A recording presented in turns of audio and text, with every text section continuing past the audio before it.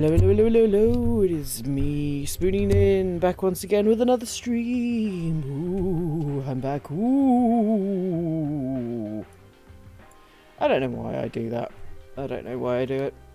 I enjoy it, that's why I do it, but at the same time, but why do I do it?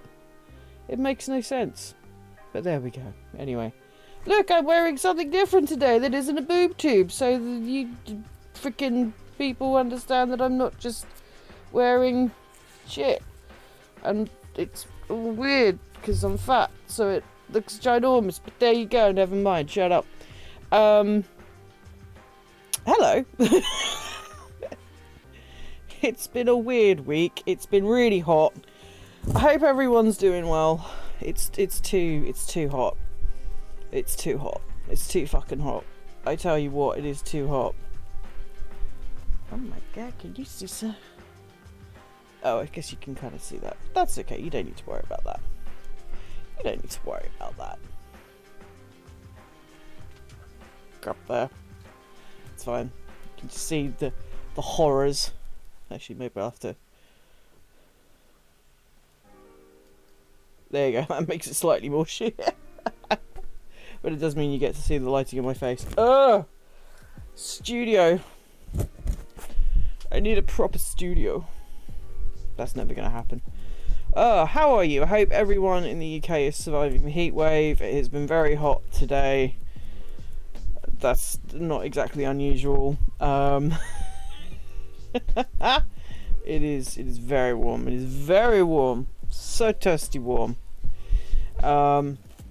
Which again, you know, just for it's been about 30 degrees here in Cambridge, which again, in terms of America, that's not really a lot. But in terms of the UK, that's a shit ton. Because we're not used to it. We don't really do heat. Well, we do now because of global warming. We didn't. It is unbearable. It's almost unbearable. I certainly don't sleep well at night.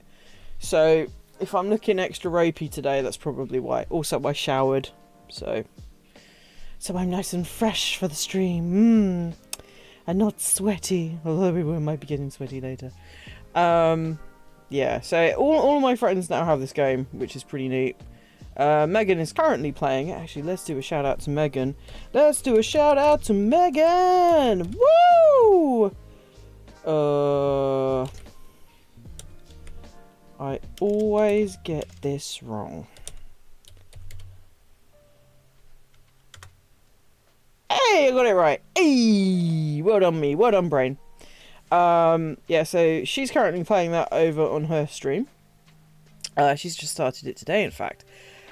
She's already sent me some teasing messages on Discord saying, I'm going to go after. Hey, Tao, how you doing, buddy? I hope you're keeping well and hydrated and everything else in between. Because it is fucking hot as dicks. It's hot as dicks. It's so hot. So hot and dicky. Yeah, go and give Megan some love.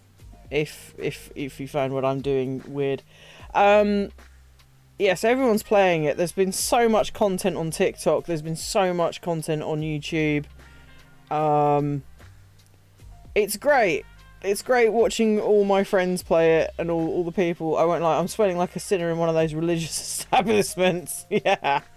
One of those religious establishments? You mean a church? A chich? A chich? A chich and chong? Actually, to be fair, churches are probably quite... I don't know, actually. Churches hit 28 here. Whoa. Yeah. I think it's supposed to be... Hang on, let's have a look at Google for funsies. Because, you know, I like making myself miserable every so often. Let's have a look at Google. Google, what is the weather, you slut? So it's 19 at the moment, supposedly, but it feels like goddamn. In my room, it's... Oh, Saturday in Cambridge is supposed to be 32. No, thank you. Good heavens, no. No, thank you. I do not want that. No, no, no. Let's not do that. I don't want that. No.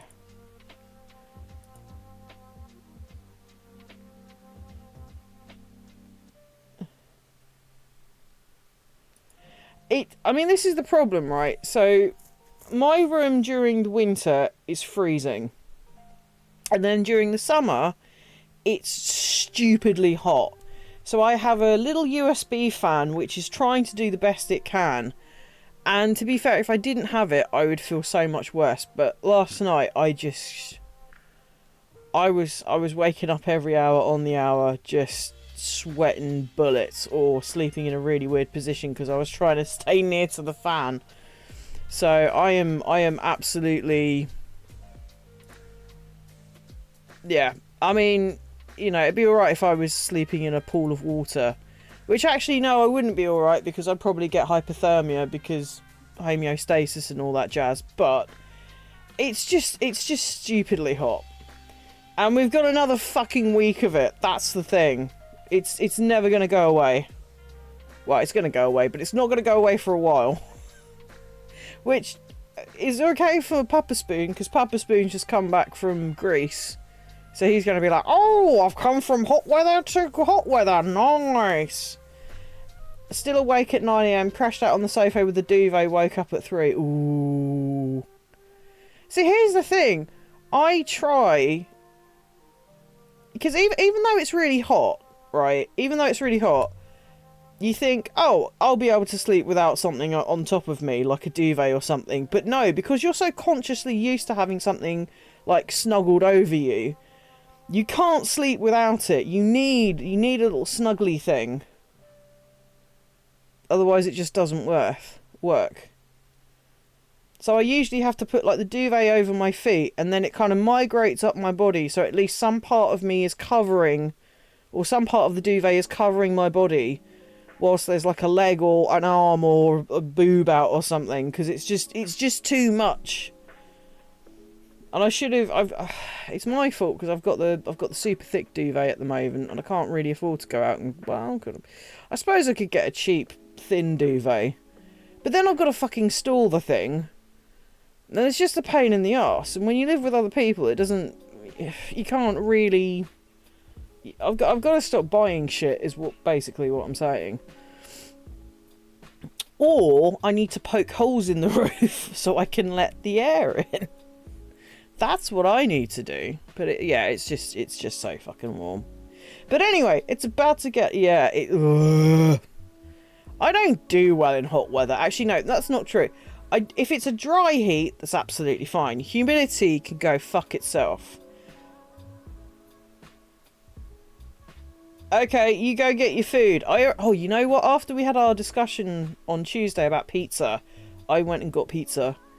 I almost caved and actually made a chicky tiki pizza.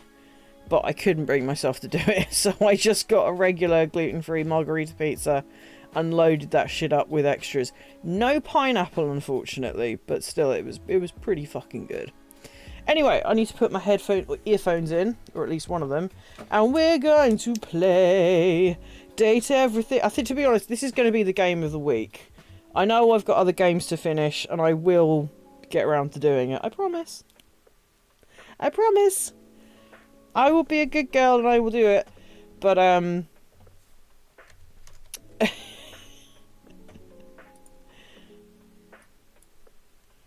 Alright, are you gonna... Hang on, let me just double check this actually working. There you go, you silly goose. Alright, let me just turn down the old Twitch music. Shwonk bonk. And then we'll get to playing this...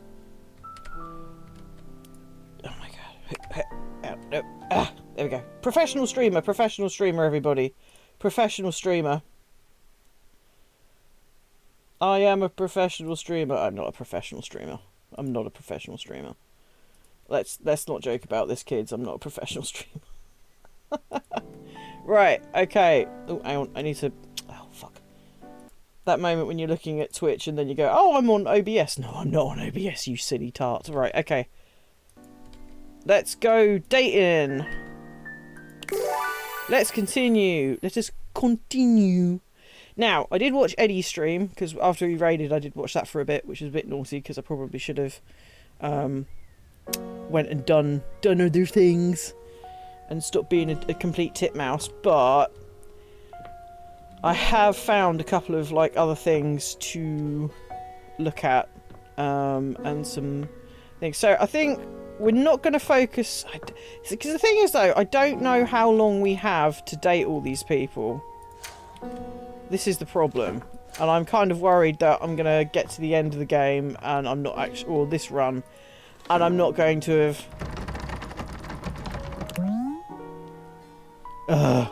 I'm not going to actually get to experience all that can be experienced. Oh, there's a fan. I could fucking need that fan right now. Look at the outside world. Those trees look like little hedgehogs. I love them. Oh, there's a TV. We could click the TV. There's a floor mat. There's all kinds of things. But there's a fire oh, there's lights. Oh no. Oh god, we have to talk to Lux. Okay, well, we can talk to Lux and just, like, absolutely berate him, because fuck that guy.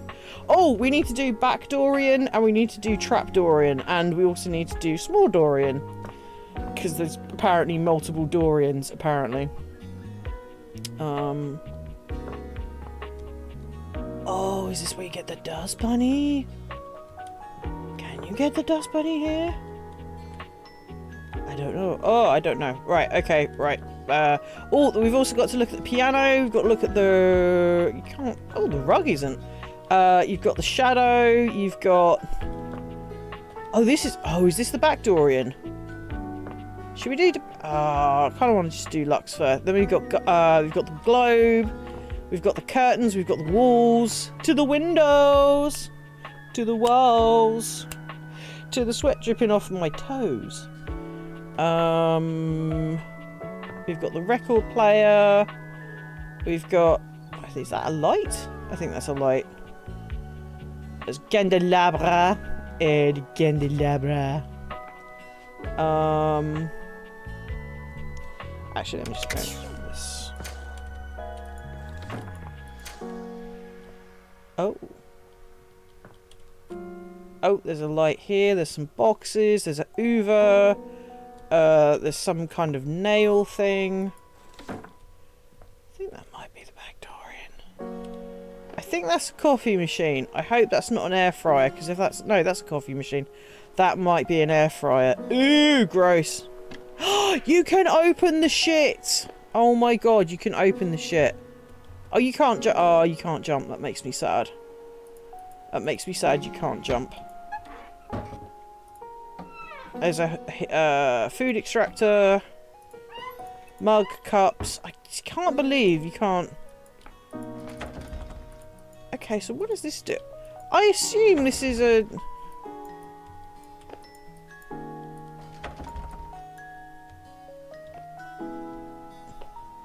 I think this is the ironing board. I'm fairly sure this is the ironing board. Ooh, coffee. Is that coffee or is it... Oh, you can shake it. Nice. Okay. Banana. Hang on, wait a minute. Wait a minute. It kind of looks like testicles and a penis. We've got the junkie shitlord. We've got the booze. Ooh. Okay, not quite into that. Look at the jiggle physics on that banana. Exactly. Right. Right. Who should I tell you what? I'm gonna, before I talk to Lux. No, let's talk to Lux and then I'll treat myself to fucking Dorian. Back Dorian. Alright.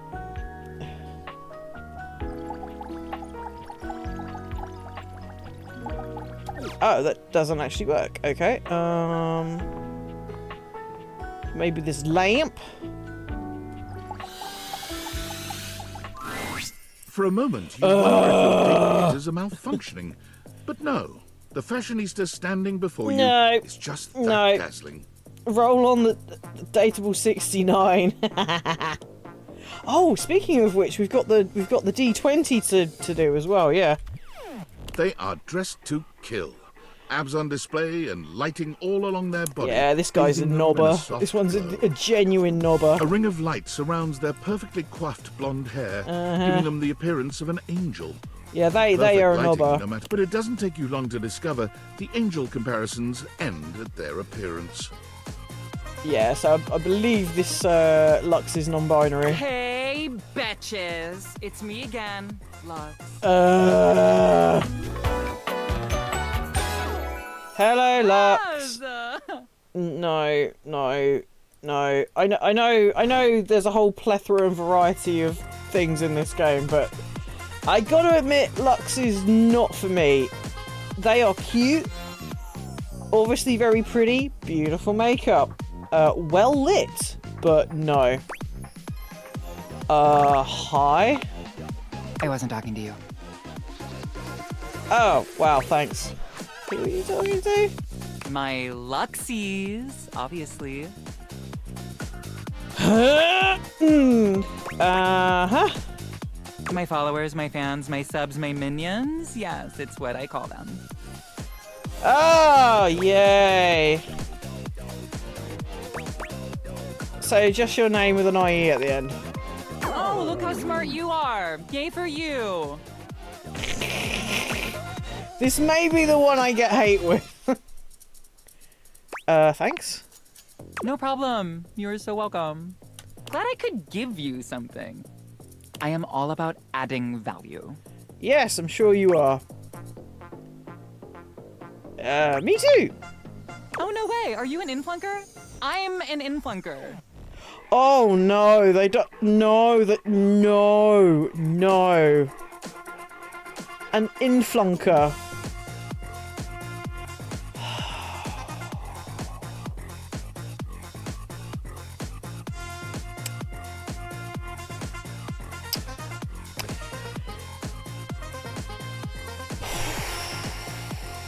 So, just give me a minute. This isn't a happy fan. This isn't a. I'm dreaming of a Lux Christmas. No. This person right here. Nope.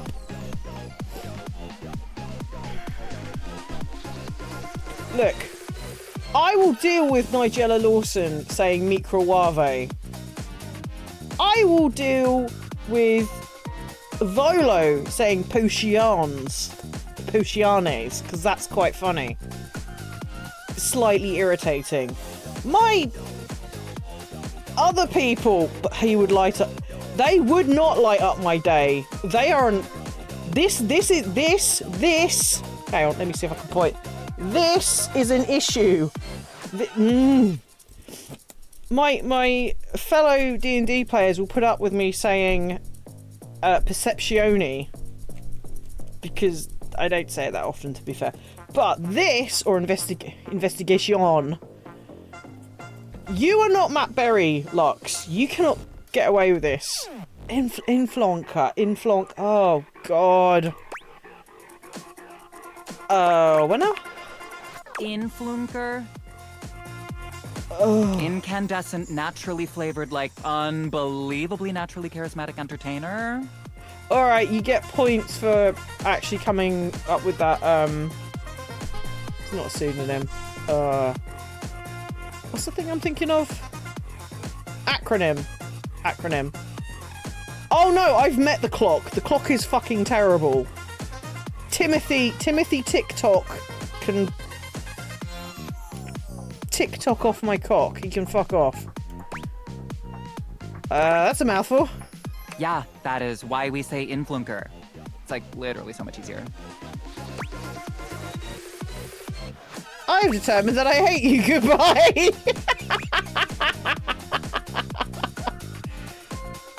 And his schedule. Oh. Don't get me started. Oh no. Schedule. There's a skirt. You don't say shawl. You say school. Actually, you know what? We're gonna find Dorian. We're gonna find Dorian, and he's gonna crack off on the English language. I've seen clips. It's great.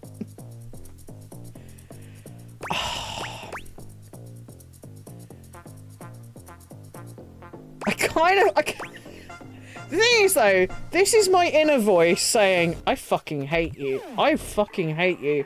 But at the same time, no. Alright, I will take the bait. Okay, so what does an influnker We do? make everyone's life better.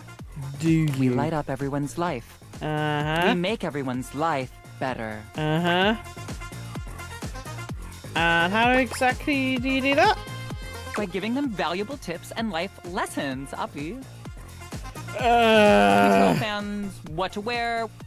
We tell fans what to buy. Uh-huh. We tell fans what to think.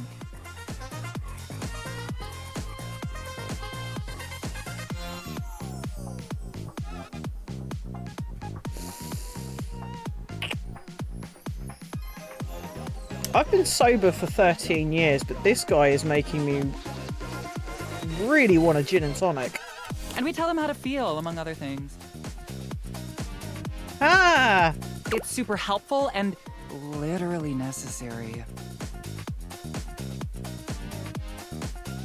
Spoonie's thinking fuck off. Shouldn't people think for themselves?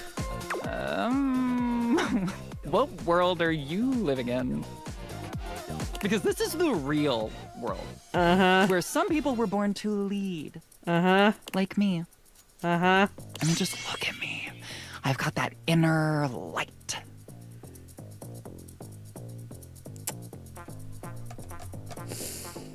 Yep. I'm a natural. Uh-huh. Most people were born to follow. Like, for example, you.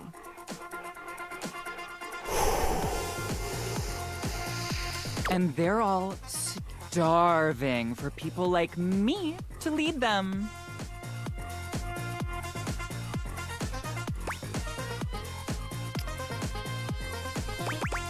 That's a pretty fucked up worldview. Just being honest, lol. No! No, no, no! No, no, no, no, no! I had a friend once that used to say lol instead of actually laughing. No, we're not doing this again. We're not doing this again. No, no, no.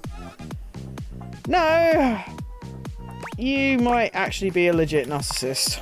Calling names just shows what a small person you are. I've got no time for haters. Bye. Fucking... Ugh.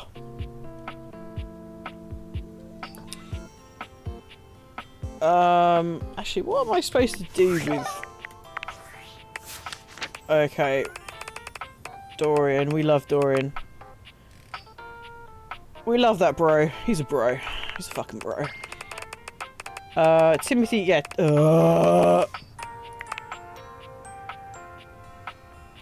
Michael Laws. I mean, Michael Laws, you're doing a fucking bang up job of being a despicable shit knocker. So well done, sir, or person, sir, person. I'm never really quite sure what the honorific is for a non-binary, so forgive me. Digi. That's you, but that is giving me Yennefer vibes. That's giving me Yennefer vibes, and it makes me sad. I'm like, no, get away from me, Yennefer. Winifred. Oh, hey, Winifred. Hey, baba. Oh. Oh, I think I know who you are. Oh, there's our queen. Queen. No. Okay, let's go do Back Dorian, because Back Dorian needs to be done. In more ways than one. We've got Tony. It's Tony. Yeah, Tony. Everybody loves Tony. Rumors. Sweet nothings. Okay. Platter up. Okay. Okay.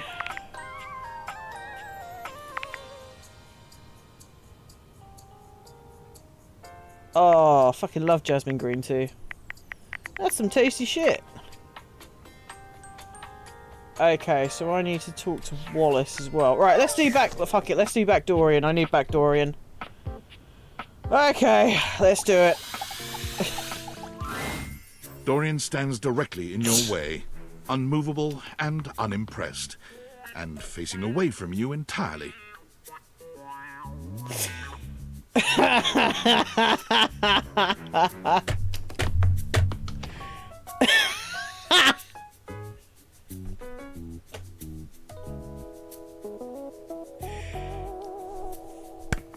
Bravo, game designers, bravo. Well done. What are you looking at? I can't remember what these are called on a jacket. Like the back buttons. I could ask you the same thing. I'm looking at the backyard. They've actually got him in the booth talking backwards. Not talking backwards, as in he's got his back to the microphone. Director Ben Starr, or what, you know, director and Ben Starr, not director Ben Starr, because Ben Starr didn't direct this. Genius. It's an important job. That's fucking hilarious.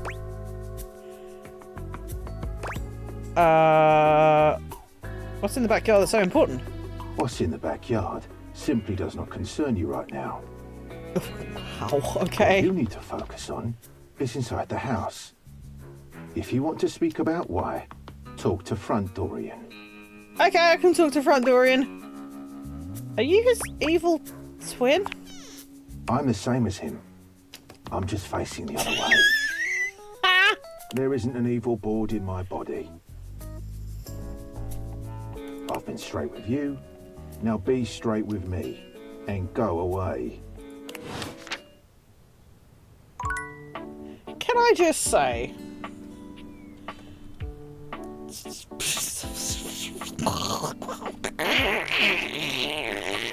Yeah, cool.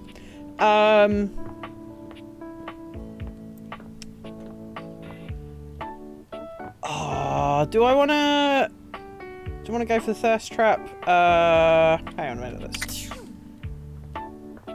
That's the shower. Tony, the shower. The wall near the...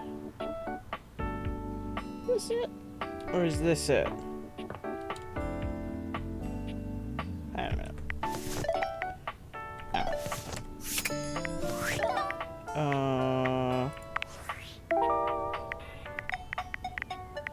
Wetter is better. Yeah, it is. If these halls can talk. At the top of the stairs. Okay, top of the stairs.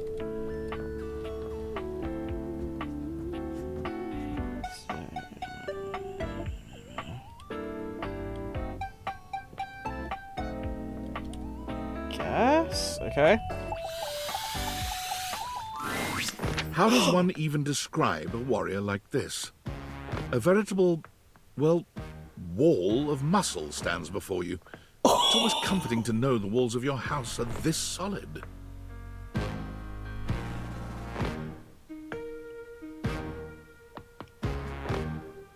What? Wall, Hello, wall. wall, wall, Uh-huh. wall, wall, wall. Uh-huh. Wall. Wall.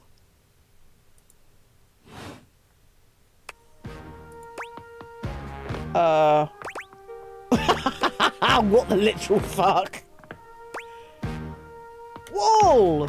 The warrior's eyes widen. He leans in closer, towering over you. Wall, wall, wall! He throws his head back in a belly laugh that echoes through the house. I don't know what I'm doing. Wall! He beams at you, a flush spreading across his cheeks. I love you! So, Wall! oh.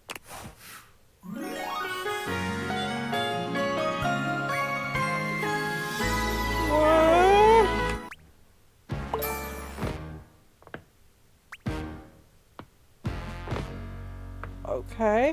Oh, okay. I still do not know how this works. Okay, so I'm going... key. Poise. Oh, okay. Cool. Alright. Oh, that was sudden, wasn't it? You and Wallace, who has only just introduced himself to you, are now lovers. His gaze settles on you, filled with tenderness. His drywall heart beats only for you. You live happily ever after. Yes, just that quickly.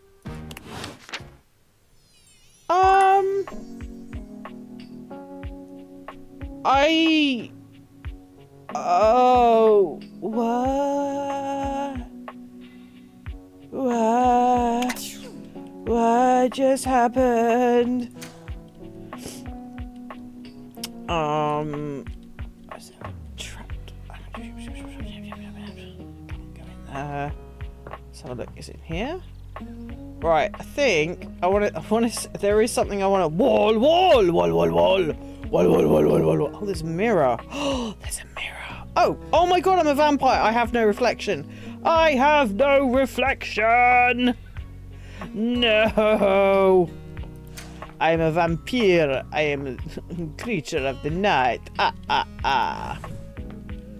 hang on a minute. Where's this fucking trapdoor then? I know there's a trapdoor around here somewhere. Or maybe that's in a secret room. Maybe that's later on in the game. I kind of. Okay, right. Let's do the Uber.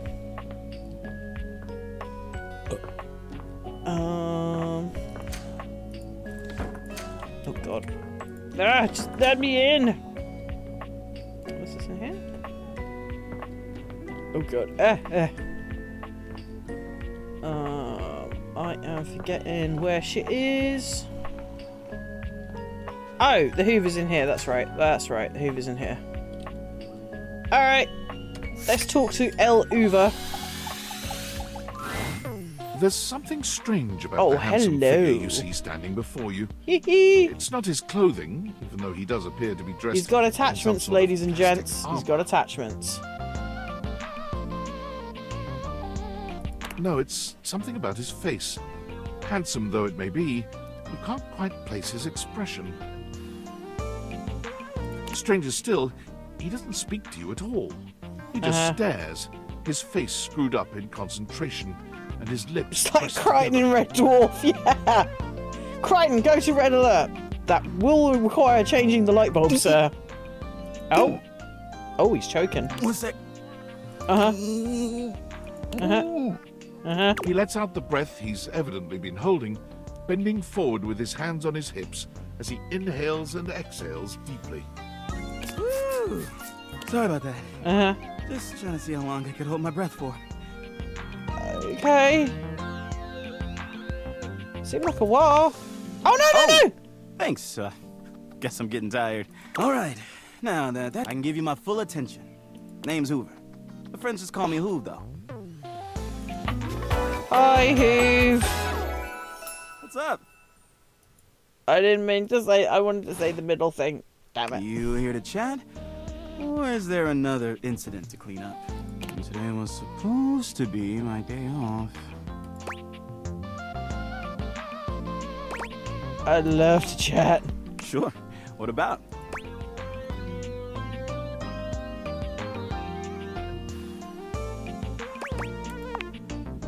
That's right. Crime scene investigation. Oh! Love my work, but it can be hard to put it away at times. Nice. I do tend to keep it all in my bag.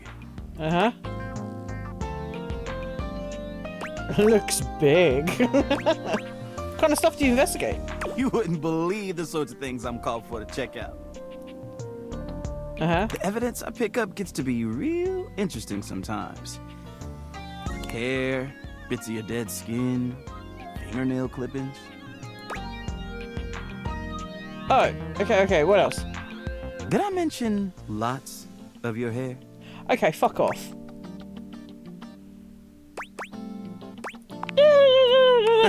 All right, got it. also end up finding buttons, lint, paper clips, coin, you name it. Uh-huh. If it's smaller than a quarter, I've probably got one somewhere in here. I wouldn't worry about that. Oh my Plenty of room god. still. I bet you've been all over the house. You know it. I've been everywhere except the crawl space, I think. I mean, you never know. There are always places I might not know about. I have heard rumors about a haunted attic. There's a haunted attic? But I'm sure that's nothing but hearsay. Did you say haunted attic? Just a rumor, I'm sure. You seem tired. Yeah, a bit. It's been a long week. But I enjoy working hard. Makes that can of oil at the end of the day taste all that much better.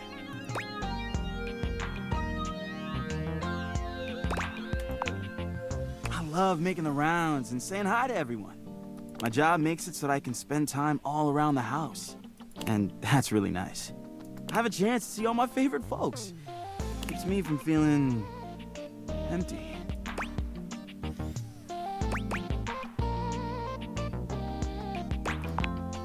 Oh, I mean, not a lot. I think I'm just turning into everyone's fucking therapist. I'm just glad I've got friends around. That's all. Hey, it's been great talking to you. But I gotta finish up my work and call it a day. How about you come back and see me next time you got a minute? I feel like I haven't gotten out to do something fun in a while. And maybe the two of us could, I don't know, catch a game or have a drink?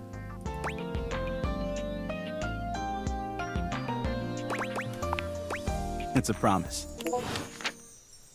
Cool. Alright, I've got one more. Oh, hang on. Uh-oh, Discord. It's Sam! Yo, I know it's been a sec since we talked, but I've been sitting here trying to work, and all I can think about is the fact that you're, like, dating your couch and your TV. Uh-huh.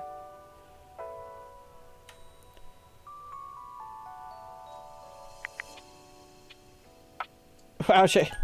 Stop. I feel genuinely bad about that, okay? Is it going okay? Why do you sound unsure? It's just all so complicated. Welcome to dating, friendo. It's complicated for everybody. Humans, animals, furniture. Nobody likes dating. Okay, but honestly, like, can you just tell me what it's like? Walking around your house and having, what, hundreds of potential suitors just around? Like, you gotta feel, like, super eligible, right?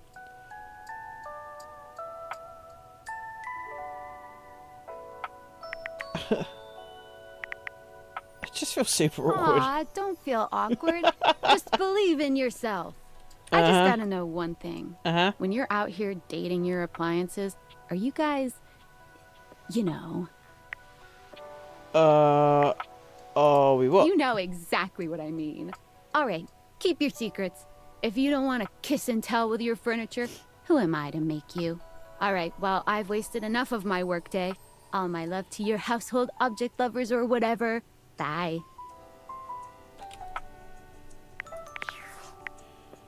Oh my god, this is so weird!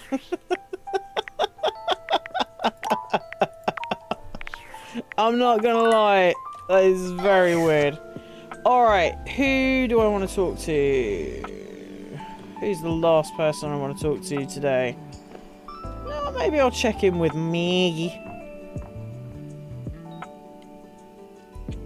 Oh, maybe, do I want to talk? Oh, you know what? I want to talk to Betty again. I'm worried about Betty. Here's the thing. I'm getting genuinely concerned about the mental well-being of my bed.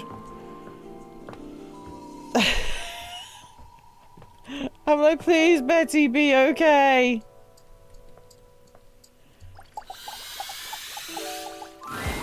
There's a supernatural darkness around your bed when you enter. A strange void that makes you feel slightly uneasy. Okay. This appears to be a living nightmare. There's almost no other way to phrase it.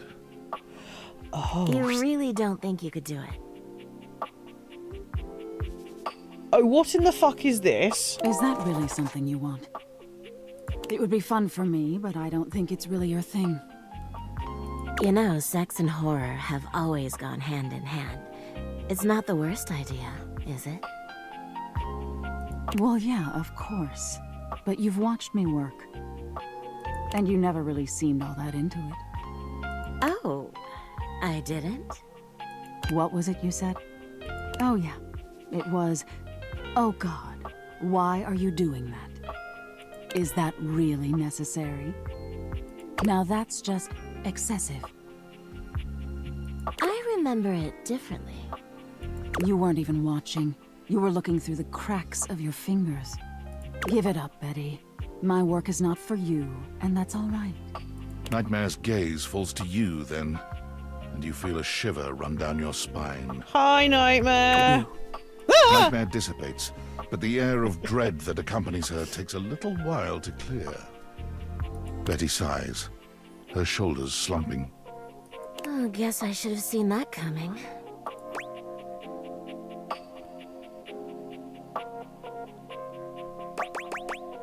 Were you trying to have nightmares? Well, maybe. I just thought maybe if I had nightmares. I mean, I already sleep poorly. But maybe in a nightmare I could find some small moments of joy with my beloved.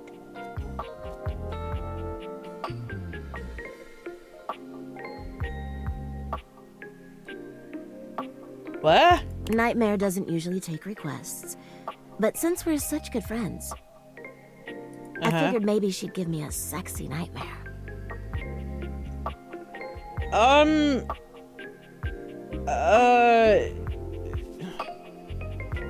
That's an oxymoron. Is that even possible? Of course it is. For example, I'm being hunted by some unseen monster or being. My heart is racing. My knees are weak. I'm stumbling and tripping as I go. I fall, and I close my eyes knowing the end is coming. Yeah. But I don't die. I turn to see my beloved standing over me, a bloody knife in their hand. I'm saved, and I thank my rescuer in the only way I know how. A warm hug. But then, I'm on my back again, and my beloved's hand wraps around my neck. I can't breathe. I can't cry out. I can't make a sound. We'll be together forever, they whisper, raising the knife high in the air. I wake in a cold sweat, alone and afraid. There. You see? Okay.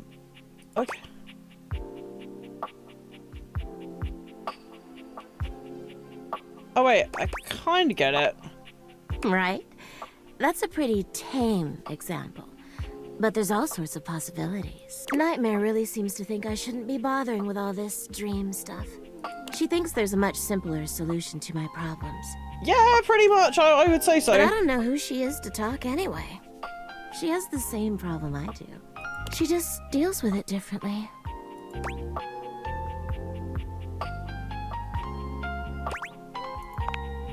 It's not my place to say. I've already said too much. Please, let's forget I said any of that.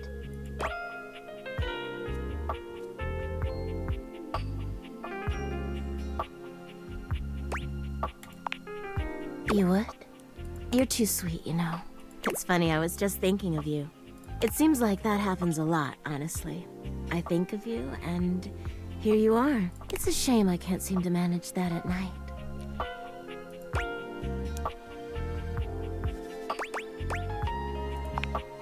Guess there's no point in hiding it now. You're the one I've hoped to see in my dreams.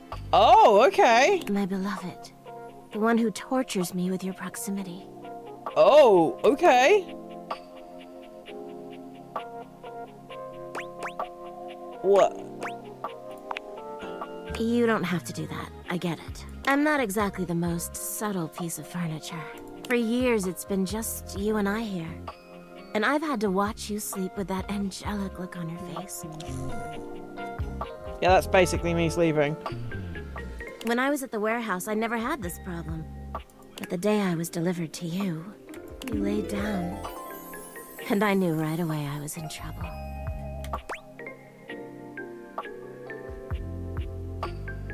I've never slept so well before you. You don't know what it means to me to hear that from you. It's what I was made for, you know? I've had my share of partners over the years. I'm a free bed, you know.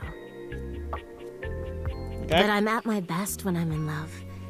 And since the day I became yours, I haven't had a good night's sleep. I know it's a lot to lay at your feet. Especially knowing we have to sleep together night after night. But I don't know if I can keep this to myself any longer. Okay. I know it's a lot to digest, so please take some time to think about it. I'll give you some space to sleep tonight, and we can talk tomorrow. All right? All right. Thank you for considering it. Sleep well tonight. Holy shit! Okay. Oh my god. Okay, so Wallace loves me. Just like small children with crayons. Fair cop. I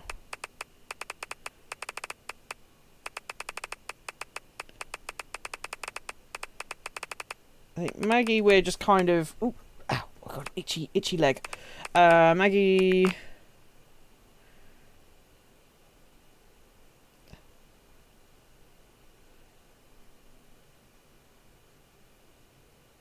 I've already ghost speak. I have. But she's... That wasn't there. Okay, Betty. Last time you saw Betty, she was deep in conversation with Nightmare, trying to convince that dark power to bring her a dream which she shared. Turns out Betty's friends with... Yeah, okay. Alright, Henry Hoove. Oh, haven't met this cheerful character yet. Henry Hoove. Letting go. Oh, we can't let go. Okay. Easy going. He's adorable. I love it. Jesus Christ. Okay. Let's go to bed. Oh my god. It's kind of terrifying. Oh, could she talk to...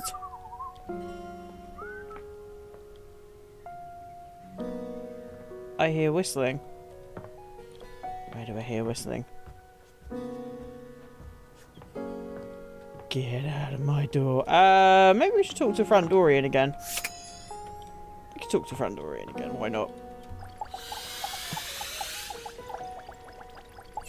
Oh, what? Do you not want to talk to me?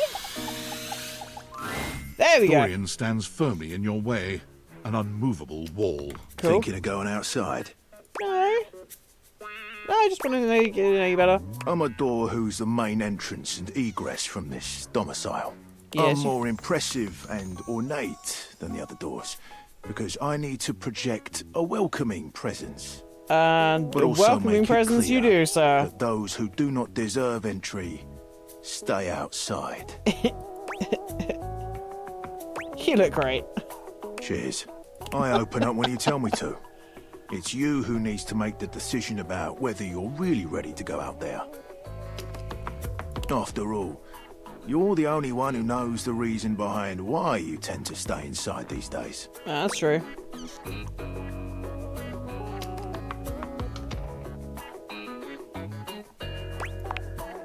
On the nose right there. You and me and the glasses can stay inside the confines of this house until you've done all you have. So for now, I'll remind you to keep indoors. Stay safe. This should have been released during COVID. This would have kept people in fucking side. Oh, maybe I'll go talk to Maggie again. I may have fucked up with this whole thing.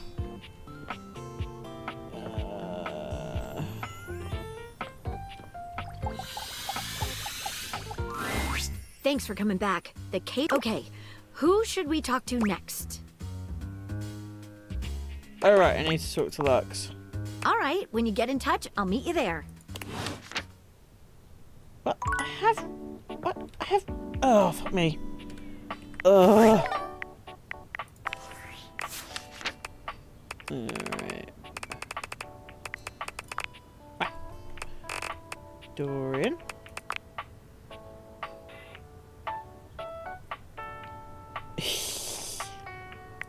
He's my friend.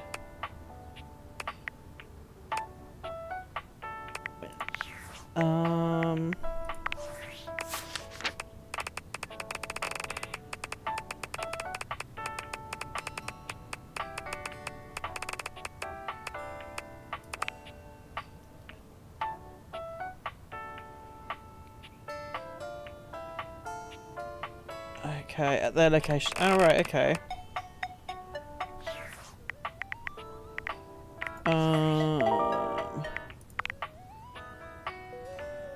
Oh, but, yeah. Had a spooky visitor. Yep, got that. Nightmare was pretty cool, to be fair. Dead alive. A haunted attic. Yes, please. Read between the lines. Embrace the night. Ashes to ashes.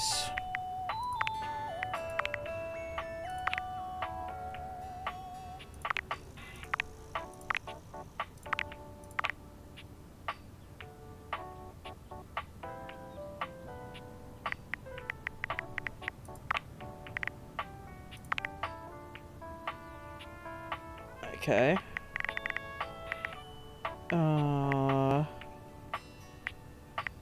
Apparel in peril. Bureau goodness. Oh, right, yeah. Girl of my dreams. Yeah, I mean, she's not wrong.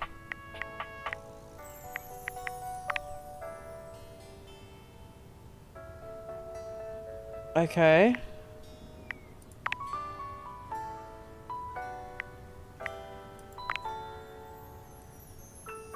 This cat does.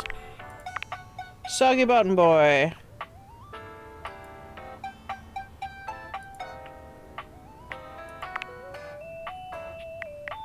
Okay.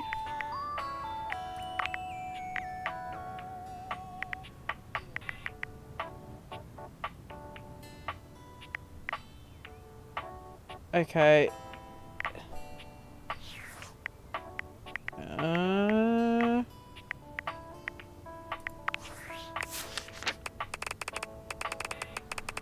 I'm still really confused. So I went and talked to them, but Maggie didn't pop up. So maybe I have to do it on the day?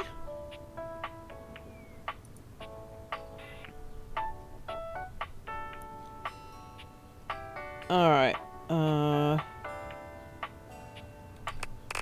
Alright. So guess I'll speak with Lux again. Oh, I don't really want to, but I'm going to. You find Oh, Lux there we fiddling go. with a So you have to do tripod, it on the day. but they're Okay, that quick makes to sense. straighten up and look entirely unbothered when they see you approaching. You can feel them turn on, a tangible shift in their energy. Uh-huh. What's up, bitches and bros?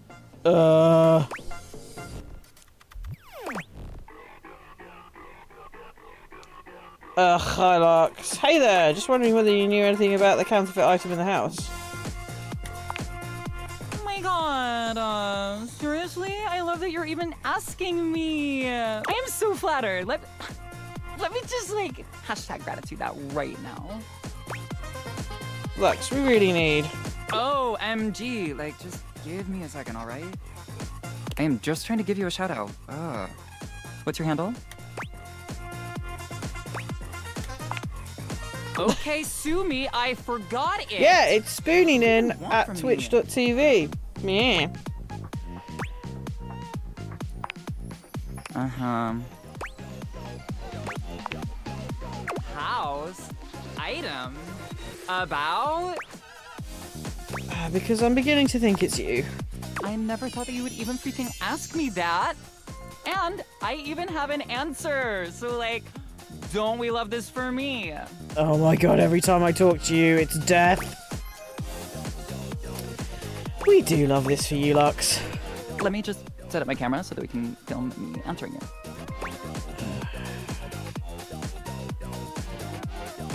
Fine. Okay, so, like, I'm ready for my interview. Okay. No, hang on. Let me just do my hair.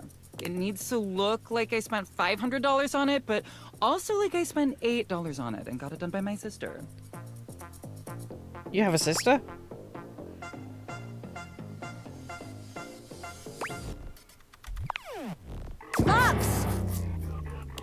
have you heard about a counterfeit item?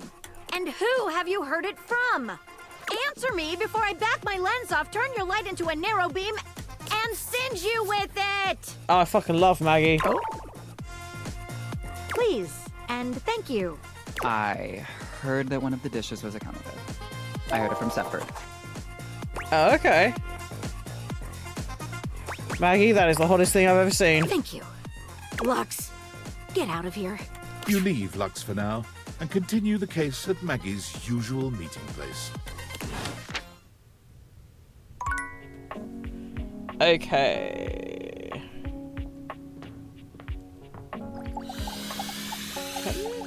Yeah, we can't do that. Okay, right, so now we're free to... Oh god, I've used up 3! Hang on, wait, what have I got to do? I got to talk to... We could try and sort out Drysdale's bollocks.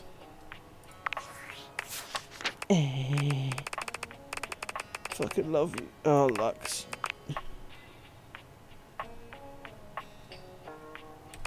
Okay. Maggie. No, actually, maybe it's in Rumors?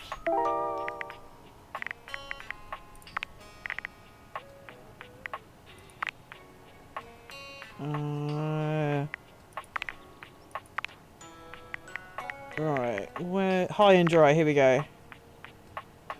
What? No. High dry. Icebox Commerce. Cave Mutiny.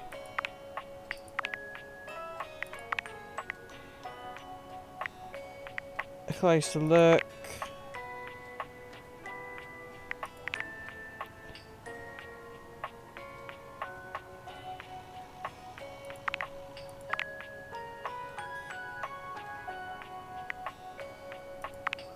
Oh, Drysdale, I was asked to call Washford for him.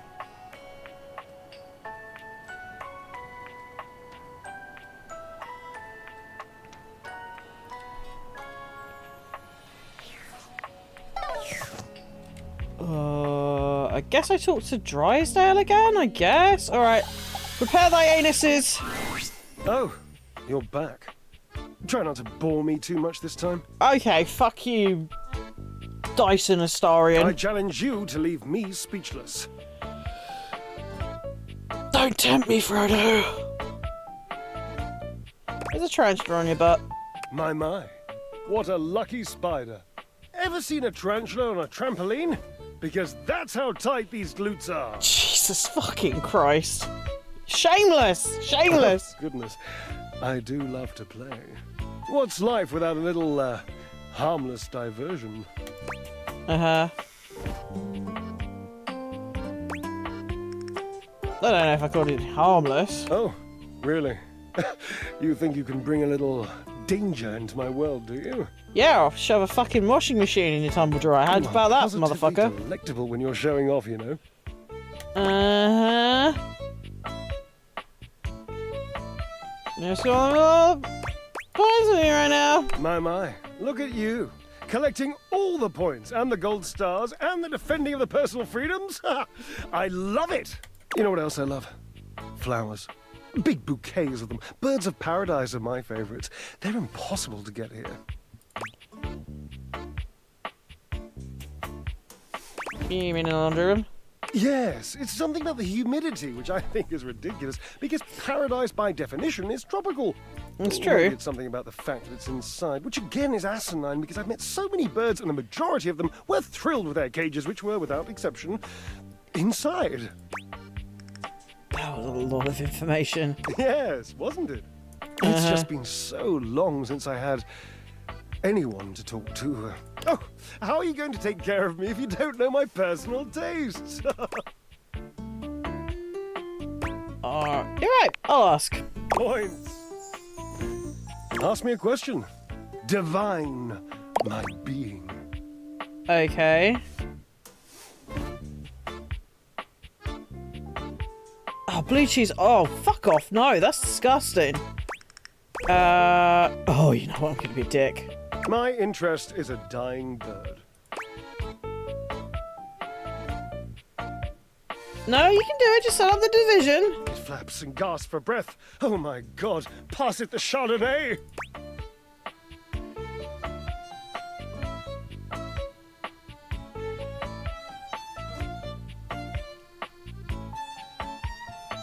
Okay, what's your Freddy burrito? Oh, this is an easy one. I have a long-standing love affair with the Tassel Hound. Tassel Hound. And if you don't know what a Tassel Hound is, which wouldn't surprise me given that you're, well, cute, you must go and chat with Mateo. There's so damn many of them, you know, and they are adorable. Oh, okay. Why do you think he has so many? Oh, Truffle. The psychology behind a blanket. Don't fucking call me Truffle. Fuck you. I hypothesize. On with the game. Okay, can you tell me more how...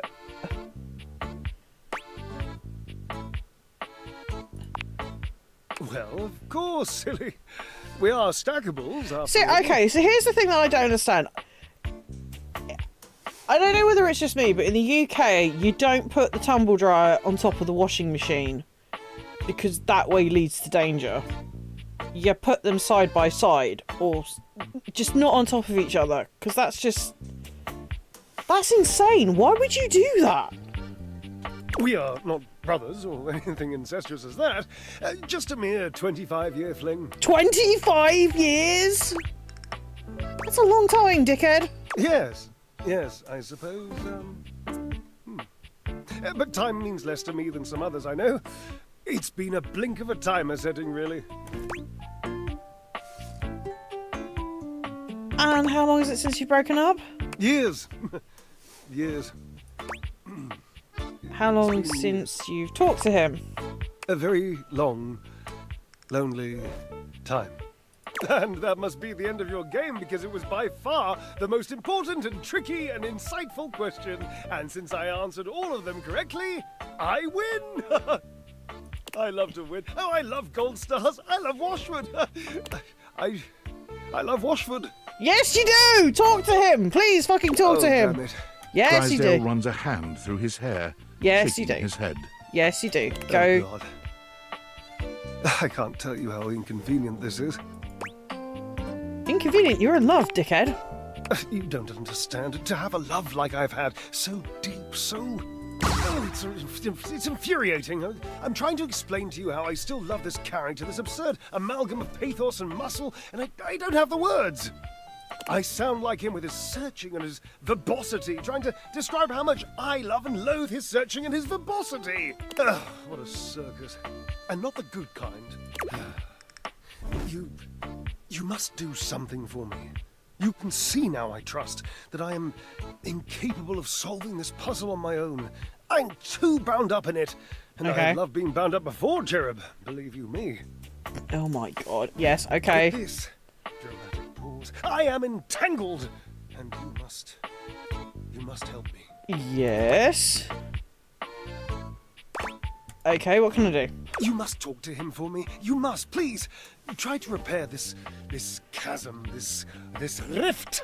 It's like a new stained canyon has torn its way through my heart. Will you, please?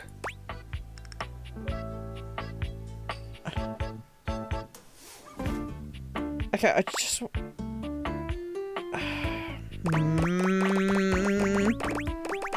Can I... No, I can't. Damn it. I was going to save and save scum it, but I can't. I can try. I can't make promises, though. I don't know. I'm not a therapist. I just want to know why you two broke up. I kind of want to do that one, because it's like, look, if you tell me why you broke up, then I can try and fix the problem. Well, I say try and fix the problem. You guys are going to talk to it. Okay. I can try, but I can't make any promises, though. Understood. I've always considered promises to be rather passé, anyway. Sort of just like berry hats. Fuck just, you. My berry hat is don't. awesome. Thank you. Really? Thank you. Uh-huh. Right. I have one more left. Let's talk to Douche Nozzle. Okay. Prepare thy anuses. You may have wandered with mad disquietude into a world which will overwhelm you. I must confess, there is a part of me which longs to see you drowned in it. Sorry, did you say you want to Drowned drown in me? the darkness and the sorrow, if only so that I will be understood in the eyes of one who is drowned like me. Yeah, you're not Silco, dude. Shut the fuck up. Hi, Washwood. How's it going? It goes as it goes. I was. My God, I was. And the light and the darkness consumed us both. And time crept in this penitent crawl moment to moment, to night. Please, and I didn't just want notice. him to read The Raven to me. That's what I want him to do. Not enough breath in me to care for anything but this. For anyone but this. For anywhere but this now, my love.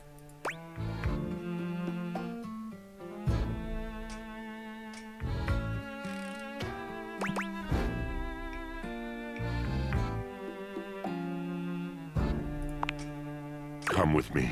Come before me, with a look so piteous as if we had been loosed out of hell to revel in horrors. You know only a heap of broken images. A casual forgetting of even the shallow breath you're shackled to. You are a poor, marionetted hanged man, dripping from his cobweb strings. Come with me. Come into the deep water. You know, I played this for shits and giggles. Because, you know, Expedition 33 was getting a bit heavy.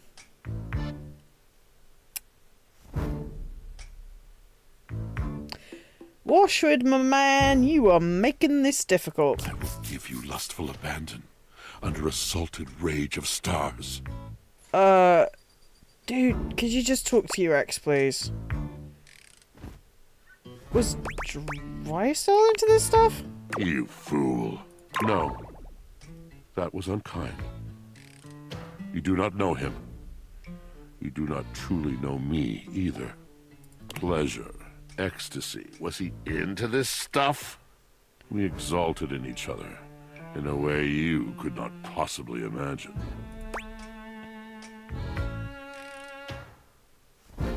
I'm happy for you guys, which seems a little unrealistic. Unrealistic. A tragic lack of vision. You're not to blame. How could you understand that kind of love? I could tell you a story to help you understand, if you'd like.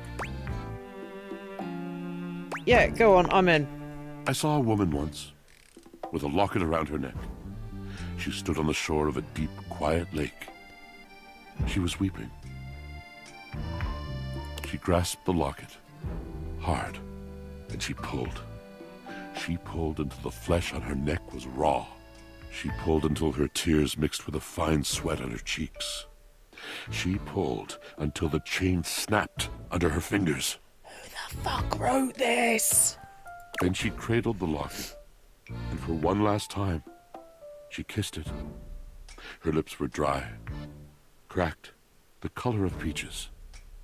And with all her might, and a great final cry, she flung the locket out, onto the mirrored water. Wait, you're describing Rose from It struck Titanic. the surface with a sound like shushing doors.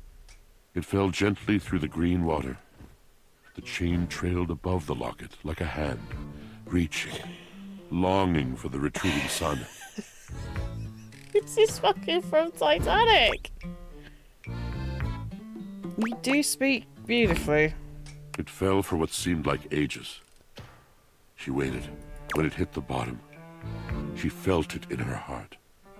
The burying of the locket in the silk like the burying of the love forever in her flesh. She gasped and leaned against the trees. The locket settled, the chain finally joining its fellow on the finely sanded floor. And slowly, the silky grit disturbed by love began to fall.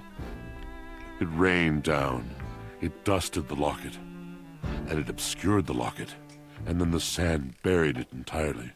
The woman on the shore could breathe again. Her tears were dry, her cheeks glittering with salt. She could no longer see the ripple of her presence on the water. And she turned and retreated through the trees. The locket was now so thoroughly lost in the sand that even if she had looked, she could not have told where it lay.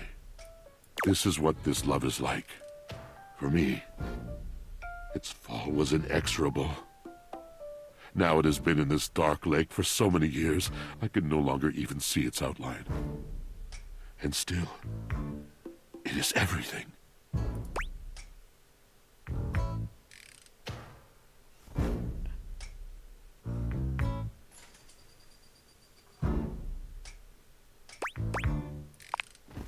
Have I captured you?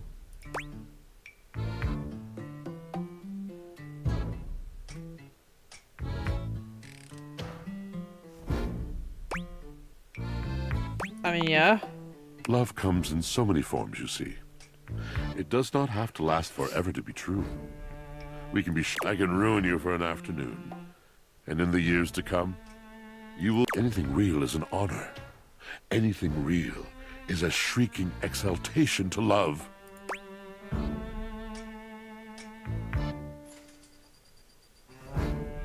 Okay. Indeed. Now you must see. You must understand that words are not just shapes on a page. Words are the conduit. Words are the channel. Through words, I can enlighten your mind. I can challenge your perception. I can touch your heart. Can you touch anything else? Where's the what? Like just... I have to go now. Is it now? But you don't seem fit for either one of those to me. Dude, I just want you to get back with fucking Drysdale, you sack of...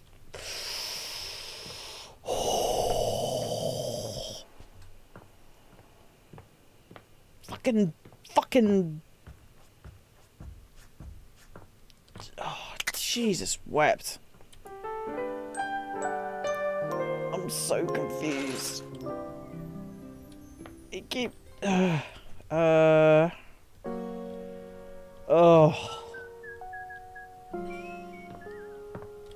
Oh, maybe... Oh, there's a bird. Oh, there's a bird. Oh, hello, bird. Who do I want to talk to?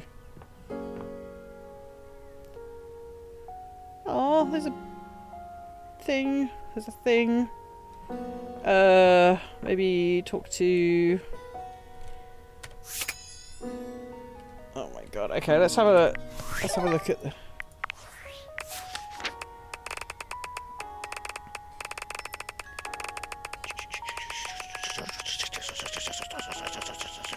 Right, okay, Drysdale. Right, whip.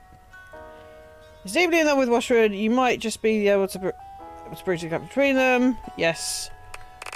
I'm fucking trying, dude. I'm fucking trying for you.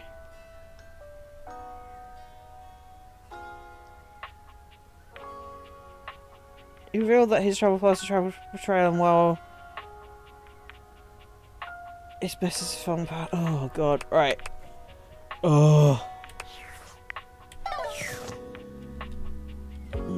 Maybe.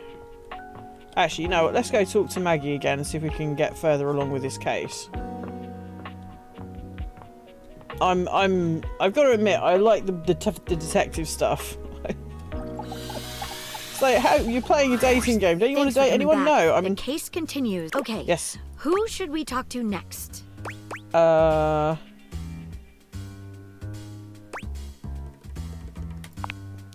right. When you get in touch, I'll meet you there. Stepford. Okay.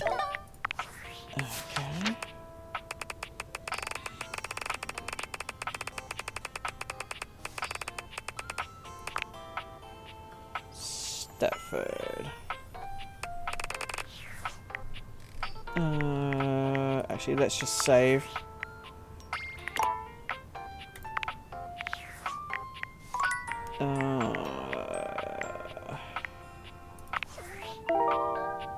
Surprise!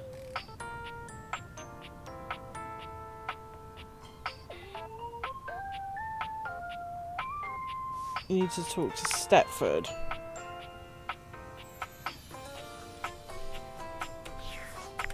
Okay. Is this Stepford? A distinguished beauty greets you with an elegant wave.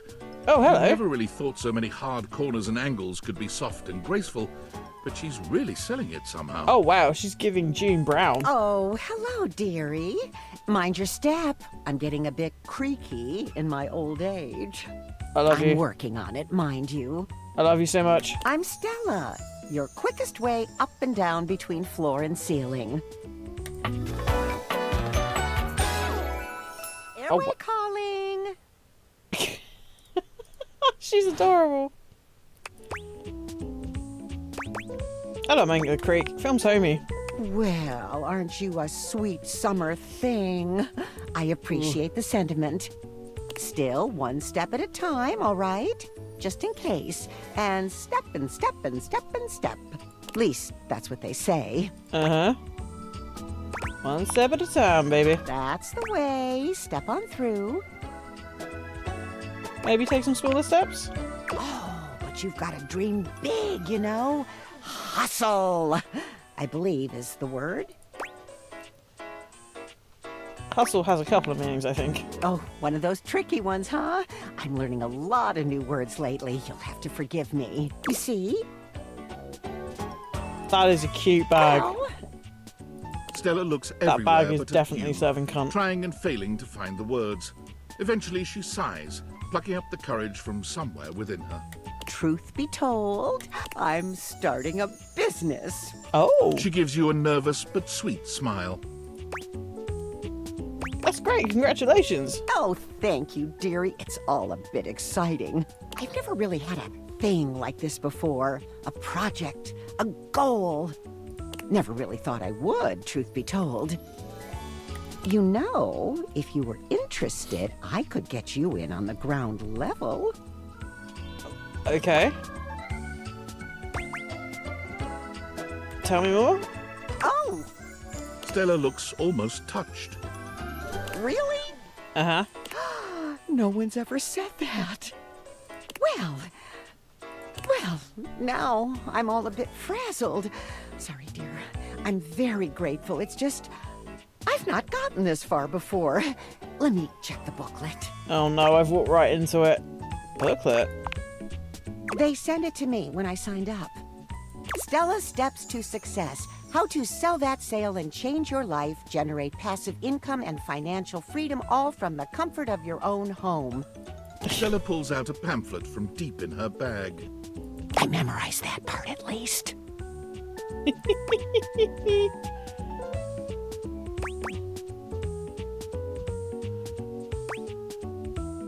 I think you're being scammed, Stella. Well, let's not get too dramatic. It's hard work, sure, but isn't anything? They even tell you that. Step 37. Not everyone will make it, but drive and passion are the fuel that fans the flame. Patience is a virtue, and success is for the virtuous. Doesn't that make you want to get to work? Does it make you want to get to work? Yes, actually, it does. Make something of myself. Oh, I really have gone off track now, haven't I? Booklet or not, this is a mess. Look, dearie, I'm so sorry to ask, but could you come by again someday soon? Give me another shot. I'm still working on my nerves. And there are really a lot of fancy words to learn. Okay. I'll throw in a free sample. Gotta get rid of them somehow.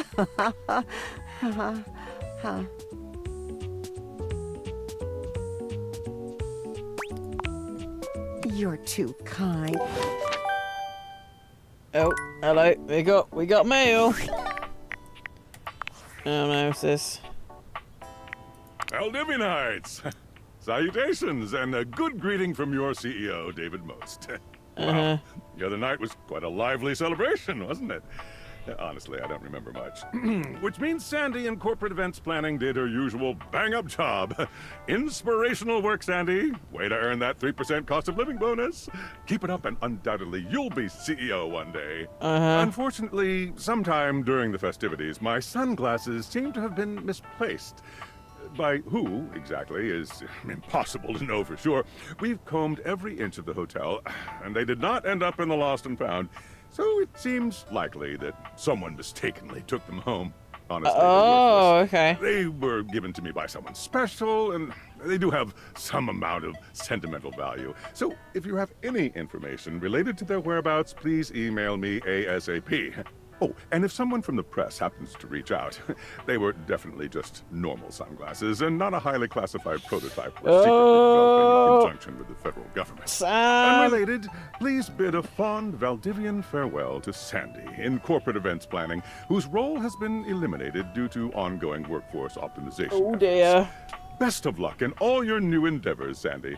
Oh no. Oh, good. Cool. Right. That's not who I wanted to find. I need to find Stepford. Stella, she seems nice. That's someone's gonna fucking do that for Drag Race, surely. Nancy Linari. Well, you got a lovely voice. Rumors.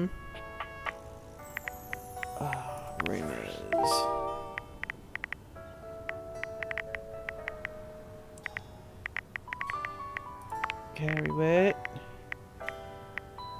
A big helpful. Oh, thank you very much. That's alright.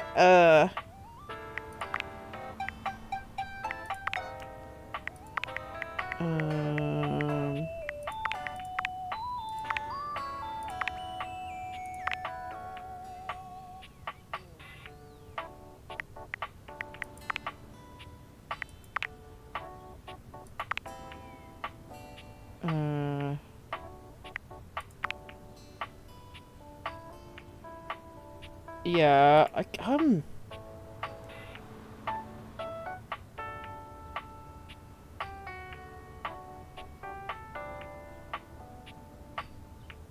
Okay.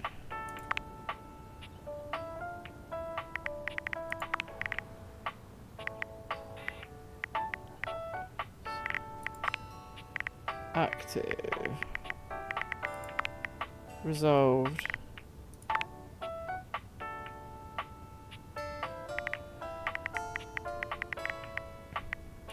Step right up. Okay.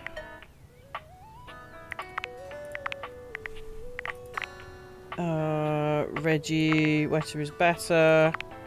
Embrace the night. I will drink. Sorry. I will have a drink. I'm sorry. I'll have a sippy. I'm sorry. I'm still trying to figure out how to fucking solve the Drysdale Washford situation, because Washford just seems to be completely in denial. Or he's not in denial, he's just flirting with everything under the sun. Drysdale's just being a charismatic shitlord. But we did... Stepford. Who the fudge is Stepford? Where do we find this Stepford?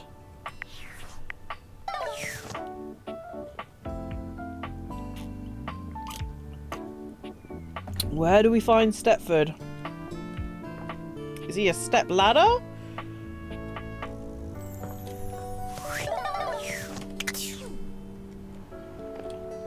Oh, there's a bot that needs to get destroyed.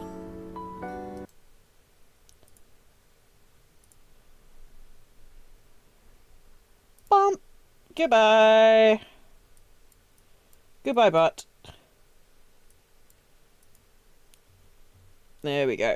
Okay, back to being ambiguously evil. Who's Stepford? Step ladder. Oh, that's... oh, that's Titus. Okay. Who's Stepford? Okay.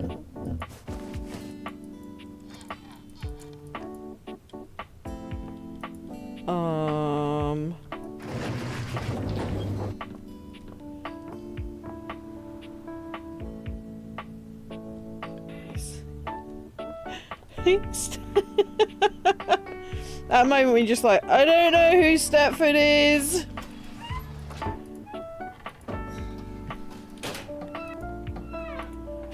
Oh, I like the bowls though. It's very nice. Oh, wow. Okay. Butterly. I can't believe it's not butter. Who is Stepford? I might have to cheat. I might have to cheat. Oh, is that a PlayStation 5? That looks like a PlayStation 5. Oh, but it's not really a PlayStation 5. Who is Stepford? Okay, alright. We're gonna have to cheat. Bear with me. I'm gonna go into cheat mode. Cheat mode, activate.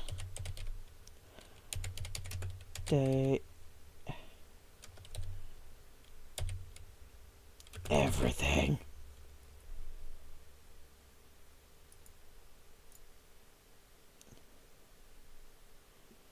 Who is Stepford? Oh! He's a trophy. He's a trophy upstairs. Right. Stepford is in Stepford wife. Right. Got ya. Michelle's next to the workout window. Thank you, Tao.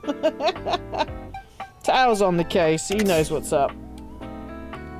He knows what's up. Okay, right. Let's go.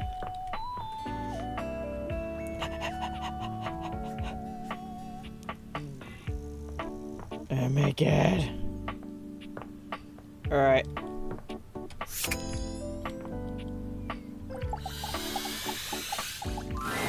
You see before you a glistening, oiled male form, perfect in its chiseled majesty.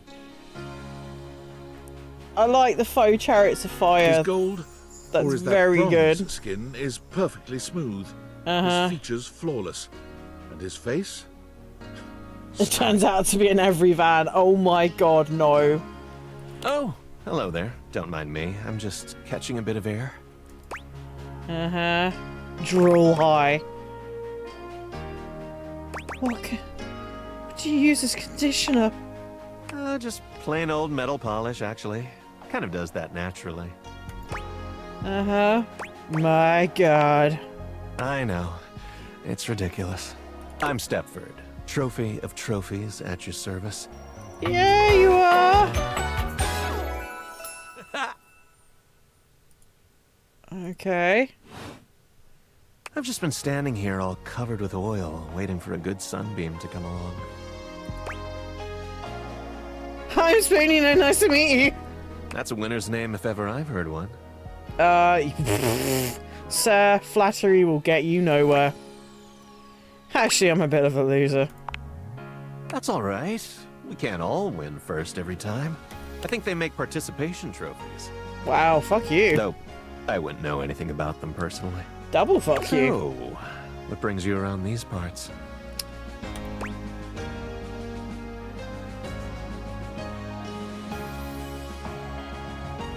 Hey, wasn't Maggie supposed to find me? Oh, no, maybe I have to talk to them first and then Maggie comes into it. Oh. Just checking in on things. Well, everything's going along well here. As it so happens, I have a self-tanning appointment coming up. Can't be late, but I'm so glad we met. Come and see me again soon, won't you? I'd love to, ask your opinion on something. Wait, I need to ask you about the case with Maggie. I'm on the case. Oh, thank fuck, she's turned up. Oh, God. Yeah, that's right, bitch boy. Maggie's on the case. Talk, Stepford. Out of it, objects, go! What? Come on, we know about the rumors. No, I'm only sweating because I just came from thinking about a workout. Go ahead, you started that rumor, didn't you? I didn't, I tell you. It wasn't me! Then by God, tell me who did. Innocent could be in danger! I don't think that's actually true. Sorry, I just got carried away. It's fine. Happens to me all the time. Now, Stepford, if you didn't start the rumor, who did? I heard it from the Scandelabra. Oh, the Scandelabra! He told me that all the supposedly fine silverware in the house is actually fake. Oh, did he? Well, we'll just have to have a little chat with old Master Scandelabra, now won't we? Thank you, Stafford. That'll be all. It's high time we got to the bottom of this.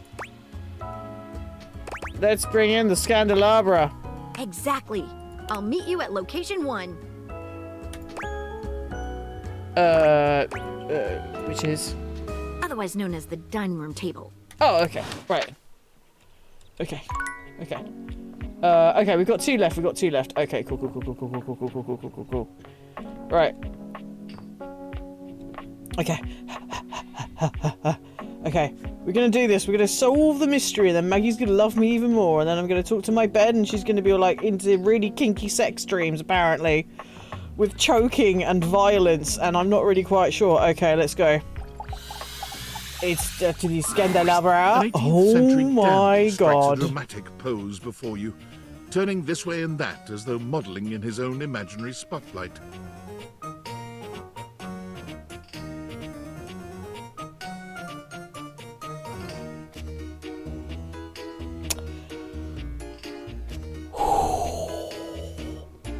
Now that is a fop. He seems quite impressed with himself. Yes, it's me. It's me. The one, the only Candelabra. Yeah.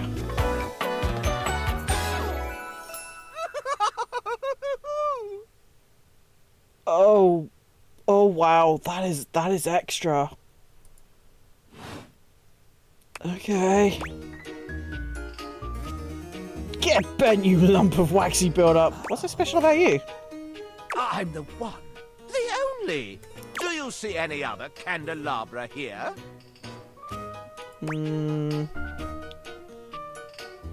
Yeah, just because you're the singer doesn't mean anything. There's a piano too. Ah, yes, keys. Sadly, she seems to be scandal-proof, that one. My little Wicks would have made certain of it. Little Wicks? My lovely lads, my flames, my sentinels. They travel around the homestead and find out all the lovely lies they all speak. How does that work? You set the house on fire? No. It's merely a turn of phrase. I mostly just raise my voice. Any good scandals going on over there in the kitchen? Stay yourself, candle man. Whoa! I've just been sent an alert saying stay indoors, as if I can go to the beach or... Oh, fuck me. Ooh, maybe I should check my phone. You don't think we're gonna get nuked, are we? Because that would be fucking shit here. Oh, heat warnings, right, okay. Sorry, with everything sort of kicking off, I'm like, oh, yay, nukes, woo! And being in East Anglia, that's like nuke central. Hello, toaster lady. They can be quite rude at times, but my persistent brightness can illuminate even the best kept secrets. Some would call me quite the busybody. You gotta finish this game first, lol. Yeah. Wouldn't that be great if there was a character that was actually like a nuclear weapon that was buried underneath your house? Hi, I'm 10-ton Tammy. But I would then call myself a beacon of truth. I'd call you a douche nozzle. Sounds like glorified gossip. Pish posh. You merely haven't found the thrill of a good scandal. Oh, Discord. Tin Hut Fell Hatman. Unfortunate about Sandy and corporate events planning. She was responsible for all the best casual Friday themes. Now that she's gone, there's finally nothing left of the 7 pioneers. 7 pioneers? In the beginning, there were 7 of us, working out of David's dorm room, stealing Wi-Fi from the neighbors and using cardboard boxes for chairs. We had no idea we were changing the world. We just wanted to design a more efficient paperclip. But then the money started flowing. Money always changes people. Didn't take long for the 7 pioneers to be whittled down to 1. David. Bingo. And all this? The wretched soul-sucking corporate monster that Valdivian became? The pioneers never wanted that. One by one, they left, but I stayed. deep down, I really believed David, the old David, was still in there somewhere. But when he wanted to use the Dateviators for military applications, I knew more drastic action was necessary. Quickly. So, you stole them? I'm sorry, but there's no time. I'm using the display phone at a wireless store, and they closed 30 minutes ago. The sales associate is giving me the stink eye. I'll follow up when I can. Okay.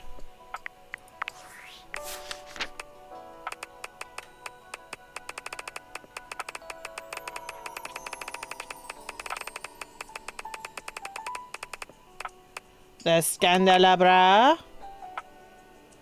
Scandal, secrets, polish, rudeness, low speech, dilly-dallying. Dear God. What a knob end. Oh, Stepford. Being first, being second. JP Karliak. I have to admit, I haven't heard any of his work. Well, if I have heard of any of his work, I don't know it. So, apologies, my friend. Right. Oh, do we want to get into something heavy, or do we just want to actually? We should probably talk to Betty again. We should probably talk to Betty again, and then.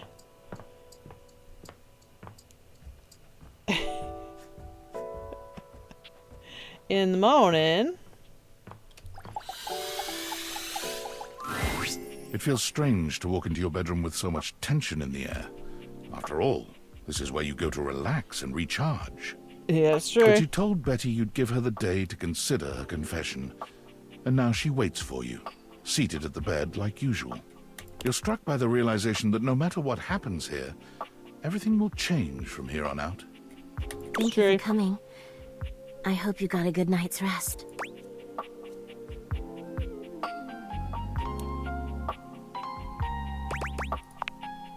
Oh, thank you for saying so. I slept even worse than I normally do these days. I had too much on my mind. And there's too much at stake here. I suppose there's no point in beating around the bush here, is there? Nope. What do you think? Of me? Of the idea of us? Is there hope for us to be more than just two partners who sleep together every night? Yes. Oh my god, really? You really feel the same? I'm not in love yet, but I feel myself falling. Oh my god, that's alright. You don't need to be where I am. I just want to be near you.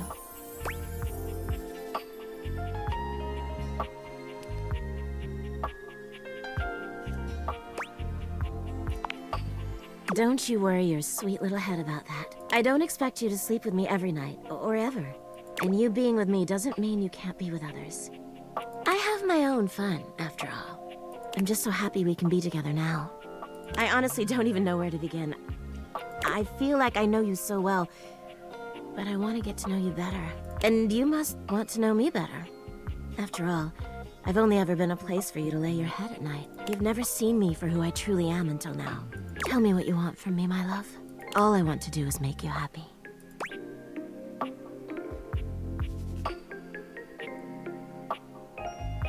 Maybe we should have a date. Oh my god, please. I would love that more than anything. Where shall we go? Why don't we watch a movie? Oh, that sounds absolutely wonderful. Shall we go to the living room then? Yes, let's do this. As you walk through the house with Betty on your arm, you attract quite a bit of attention. Eyes are on you in every room, or so it seems. For her part, Betty seems deeply pleased to be seen with you. She smiles at some, she waves at others. Sometimes, she seems like she wouldn't be out of place on a parade float. That is because she is a fucking queen, and we love our queen. But when you finally arrive in the living room, you're blessedly alone. When you take a seat on the couch, Betty immediately seats herself next to you, cuddling up to you without hesitation. Yeah! Cuddling up with Betty. That's what we love to do because she's a What queen. should we watch? Honestly, I'll watch anything. I'm just so happy to be here with you. How do you feel about a beam or horror? Oh, Nightmare and I love scary movies. I thought you might. Just hold me at the scary parts, all right? The movie is enjoyable, but Betty's presence makes it all the more so. She rests her head on your shoulder, sweet and inviting, and you can't help but wonder.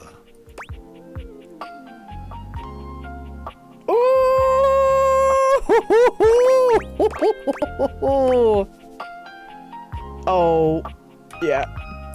You turn to look at Betty, and she lifts her head to look right back at you. It feels like the stars are aligning, your hearts beating as one. Betty leans forward, her lips parted and her long lashes low. And you know in this moment, she wants you to kiss her. Your lips meet, and the rest of the world falls away. Betty is fucking everything you smooth. ever dreamed of and more. And she matches your energy with a kiss that rocks you to your core. Excuse me, I'm gonna have to fan myself a little bit. Woo-hoo! Yeah! Oh yeah! Getting some smooches with the queen, yeah! Okay. There's a hint Drink! in that kiss that tells you she's probably over the movie and ready to escape upstairs. Oh my lord, Betty! Betty! Jesus Christ! Do you wanna get out of here? Oh my god, I thought you'd never ask. You and Betty make your way upstairs, hand in hand, giggling like teenagers. Sorry, it'd be for me. It'd be like.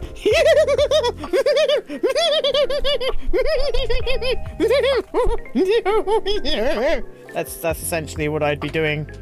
I'm doing it right now. After tonight, you'll never look at your bed the same way. Your room becomes a tangle of sheets, of bodies twisted into new and exciting positions. When you finally do go to bed, you sleep better than you can ever recall. Betty's soft warmth surrounding you, even in your dreams. This truly feels like the start of something beautiful.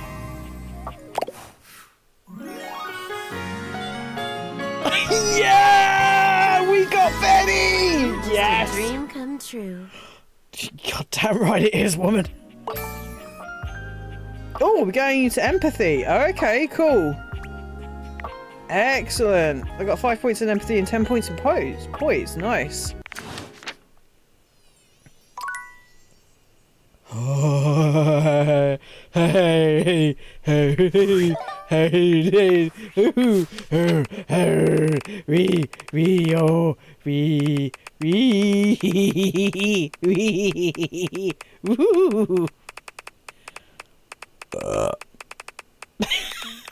Betty! We fucking love Betty. You've made a lovely bed full of passion and romance. Betty loves you. Yes, she does. She does. But what? It's fine. Betty's okay with me having, more friends. Oh my god, she fucking loves me. She fucking loves me. I've got 2 people who love me. Awesome. Right, let's go to bed. I've had a busy Tuesday. Oh my god. Yeah. Oh, baby.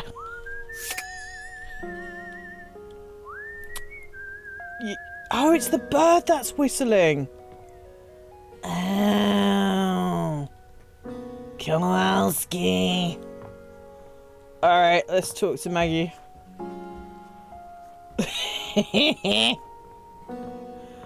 Oh my, actually, you know what? I'm gonna pause just for a minute. Ladies and gentlemen, we got her. That was disgustingly smooth. That was ridiculously smooth. Holy piss stains. What the fuck? Ah, so smooth. So smooth. Right, let's talk to Maggie. We can kiss this off. I'll meet you at location 1. See you there. Okay.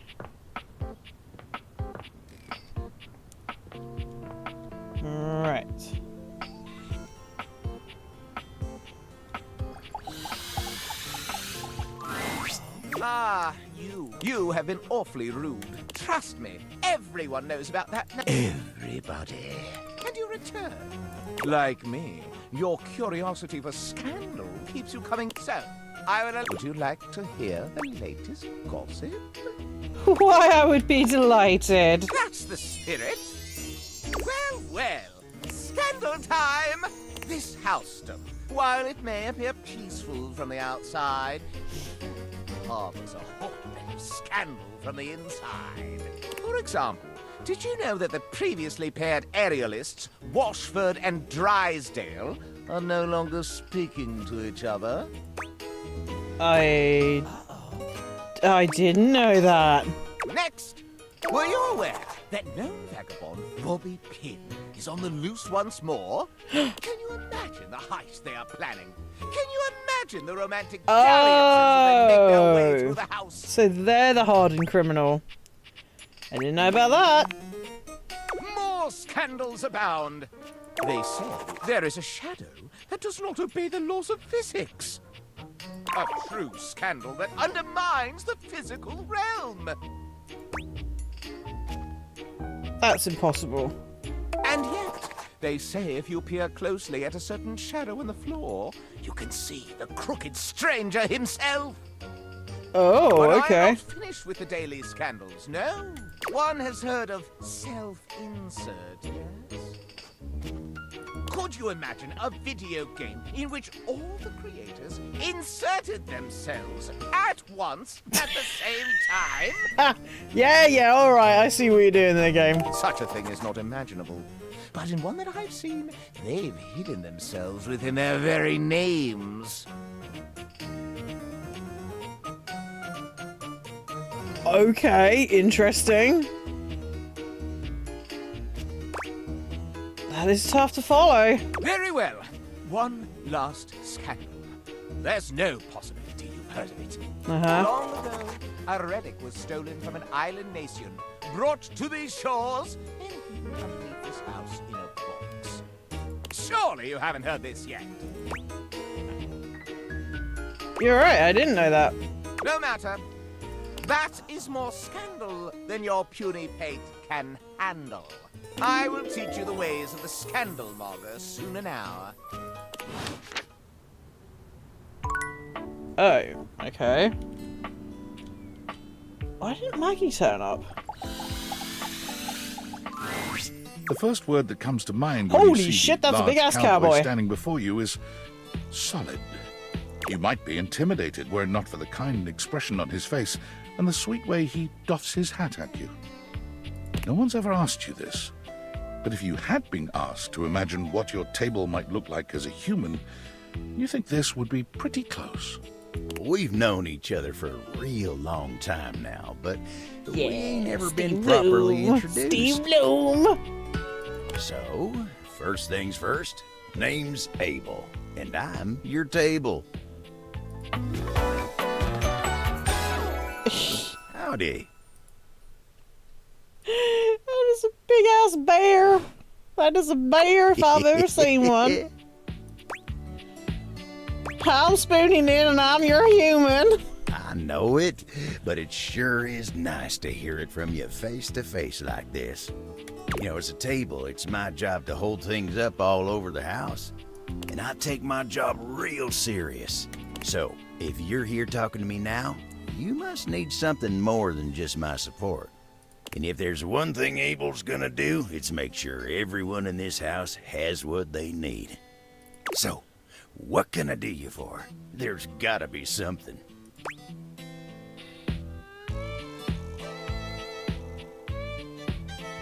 I'm just getting to know everyone around this house. Oh, yeah?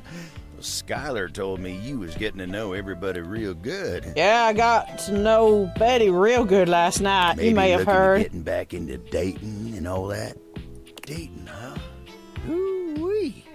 Dating ain't really my area. Yeah, of we did expertise, the you know. reverse cowgirl Me, and personally, everything. If you're looking for someone who knows people, though, you might want to talk to Kopi. You'll find her nearby. What do you mean by casual stuff? Oh, heck, I don't know. Oh, look at him little blushing. All that talking and whatnot. Trying to fit each other's history into bite-sized portions. Oh, it just ain't my speed. No, ain't my speed, no.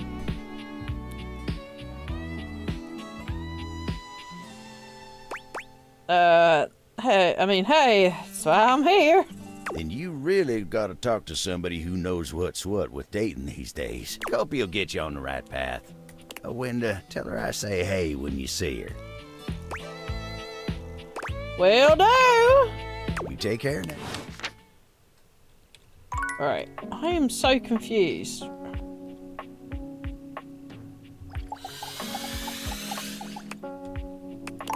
Okay.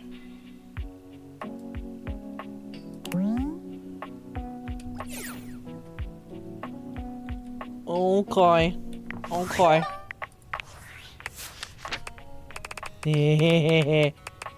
Abel. Oh, Stave Bloom. Love is Stave Bloom. Me.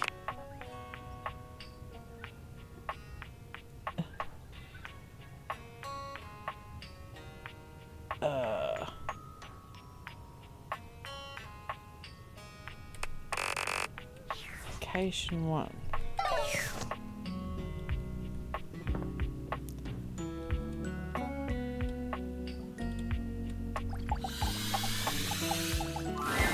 The figure who stands before you has the casual Oh, confident she's air of someone who knows cute. just what she's about. Oh, she's real Her cute. short hair glows with the colors of sunrise, and her blue eyes drink you in without a trace of shame or embarrassment. She evaluates you with a hand on one hip, her draped clothing subtly highlighting curves you'd never have expected from your rigid, structured window. Well, hi there. I'm Gwendolyn. Hi, Gwendolyn. Oh, she's cute. And you? Well, you're quite the looker, aren't you? Chiz? Oh, I'm not that attractive. Attractive. You're the one looking out at me all the time. I don't mean to be so forward, but I found I'm happiest when I'm transparent about what I want and what I'm looking for. Oh, you were a ball And breaker. unlike most everyone here, I've been ogled by humans for centuries. Okay, go and sort your computer out. Beat I it with have had enough sticks. attention on me. Thank you very much. Oh boy.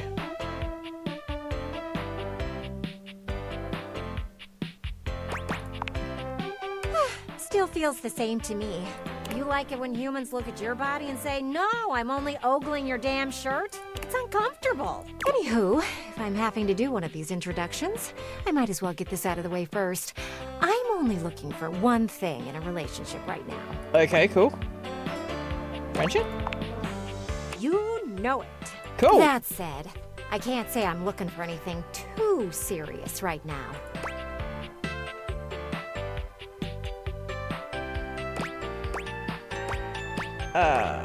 Fun only, huh? Dang right. Oh, don't worry. It's nothing to be too intimidated by. There's so much to do in You this can world. see right through so her, many views goddamn. to see. Even just the simple joy of a night on the town. Yet here you are, taking a breather, same as me, but you haven't even had fun yet. I'm really working on it. Oh, I know, cutie, and I don't mean to rush you. I just want to see you live a little, that's all. Stop watching life pass you by. Enjoy yourself. Kiss someone. Kiss many someones. And then maybe, in between your adventures, you can come tell me about all the fun you're having. Oh, you like to live vicariously through people. Okay. Sounds great. I'll report back. Over and out. Okay. You know what? Let's talk to a chair. Since we're here, we may as well.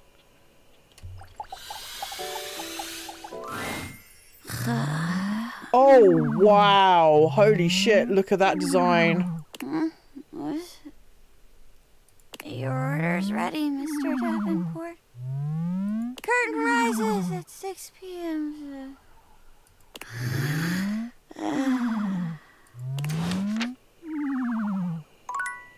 Wow. She is a cutie patootie. Alright, well, that was a fun day.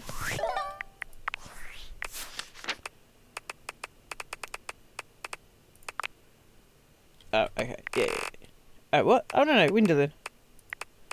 Is she like Carrie Walgreen? Carrie Walgreen. Carrie Walgreen. Oh, she doesn't like baseball. Oh, yeah, okay, that's fair enough. I understand. Scandelabra. Approach with caution. Okay. Maybe I have to talk to him a second time about Scandal. Maybe? Oh, hang on. There's more in the data decks, apparently. I have missed things. Oh, I found 26 people, though. I've got 2 people who love me, 1 friend. I think we should work on the friends now. I'm talking about my best friend. I love you, Betty. I love you, Betty. We made sweet, passionate love to Betty. Your punch dries down the face.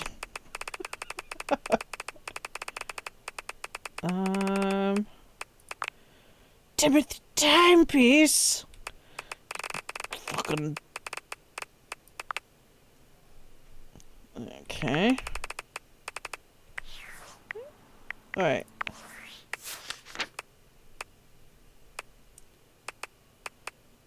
Okay, it keeps saying that I've got a new one, but I don't know who. Maybe. Oh, it could be Abel, actually.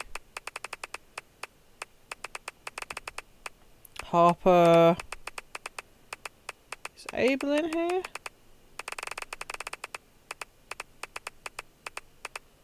Okay, steady.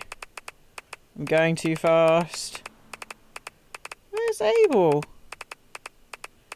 Where's Abel the Oh, there he is. Oh, I thought we... Okay, that must be a bug. I don't know. I don't know what that's about. Anyway. We're gonna go to bed. Get another busy morning of a day of talking to objects.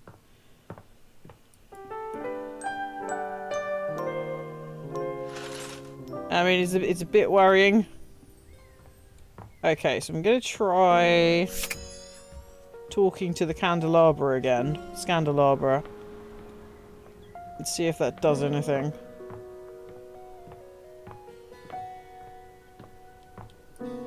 Oh, hang on. You come upon the Scandelabra with his back to you, talking to himself while seeming to furiously polish something. 1 part calcium, 2 parts carbonate. Polish until glistening. Yes, smoother. I'll take out those solid smears. They're folds. He sets the cloth down on the table, delicately wiping his brow before finally turning. He was polishing his John Thomas! I say! Damnation! Do you even knock, human?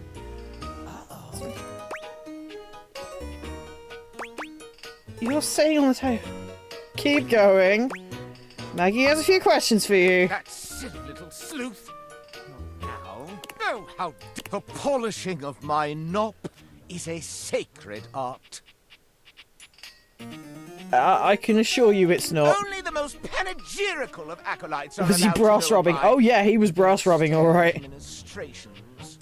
And you are not that. I know not what you are. My inquests have turned up fallow. Well, you've come to see me, eh? Must be for my brilliant shine.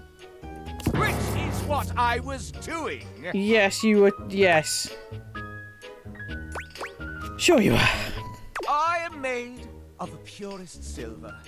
Born in a small chandler's hut in the Swiss village of Saint-Martin, I have traveled transatlantically to this abode, where I preside over the rest of the objet. I require a great deal of polishing and care, which you do not do. So I'm forced to self-lubricate.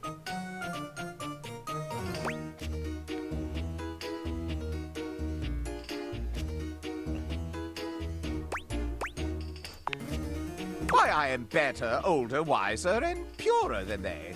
Tell me, do you see any alloys around here? I guess there are some. There are countless impure alloys here. Why, in your modern day, there is almost nothing that is one element. Yeah, there's a reason for that. I am Argentum. All my atoms are singular, rigid, upright, of good stock. One of the ancient metals, friend of humans since time immemorial.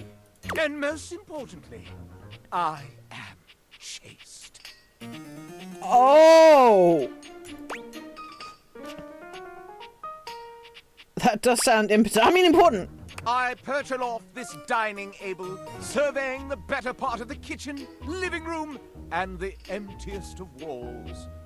As I gaze into that wall, sometimes I am gripped with the fiercest ennui imaginable. You want to get pounded by the wall, dude. Try it sometime. It's rather addictive. These other objets, these rottish roustabouts, love each other in ways you cannot imagine. Oh, I can imagine, alright. What? How would one of your kind possibly know? Oh, you should ask Betty, my friend. I've fallen in love with one. Oh, no! It cannot be! More than one, even. Oh, you're making me ejaculate! Taking a screenshot for reasons. I exclaim, bellow, ululate, no! Such a scandal cannot stand. Having told you my story, I must away. Regards, S.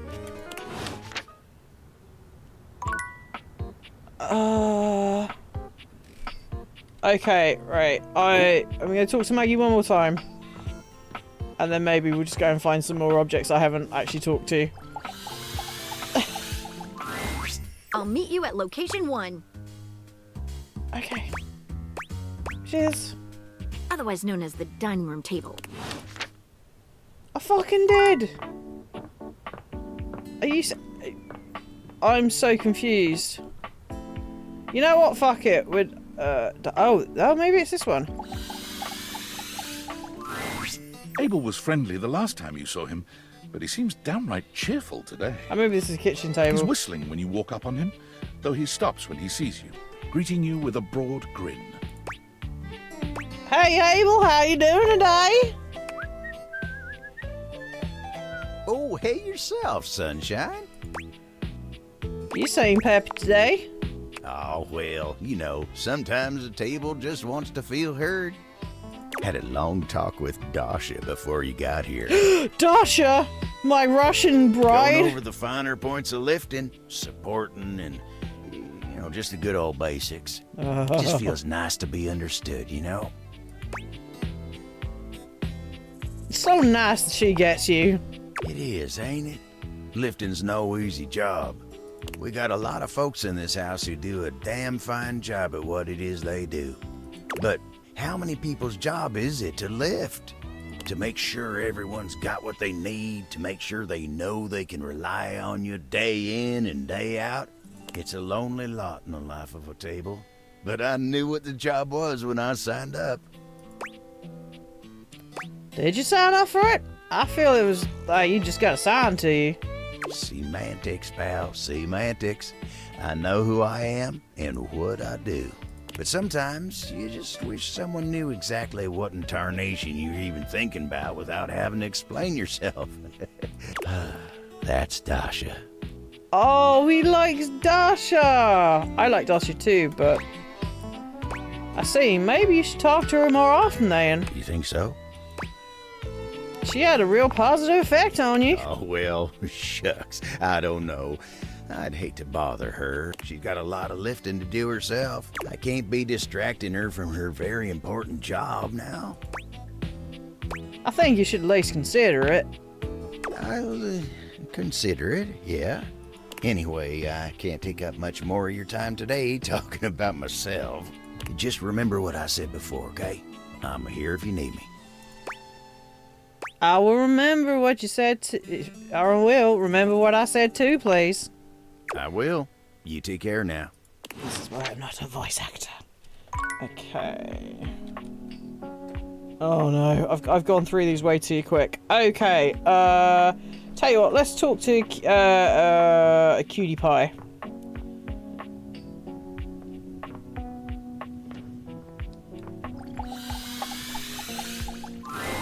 A red-haired traveller lifts her goggles to peek at you, yeah, she revealing is freckled cute cheeks as a and button. stunning blue eyes. There's a friendly air about her. Oh, that makes you want she to is hear her fucking stories. cute. Now, why, my love, you look some lost. Where you longs to? Bye, your love. Sorry. Sometimes my accent comes out when I'm excited. It's made in Newfoundland, you see. This little rock right... She bends around and points to one of the patches on her jacket sleeves. here. Oh, she is fucking Friendliest adorable. folk you'll ever meet. But the dialect can be a little much for some. I'll try to speak plain for you. Name's Gaia, by the way.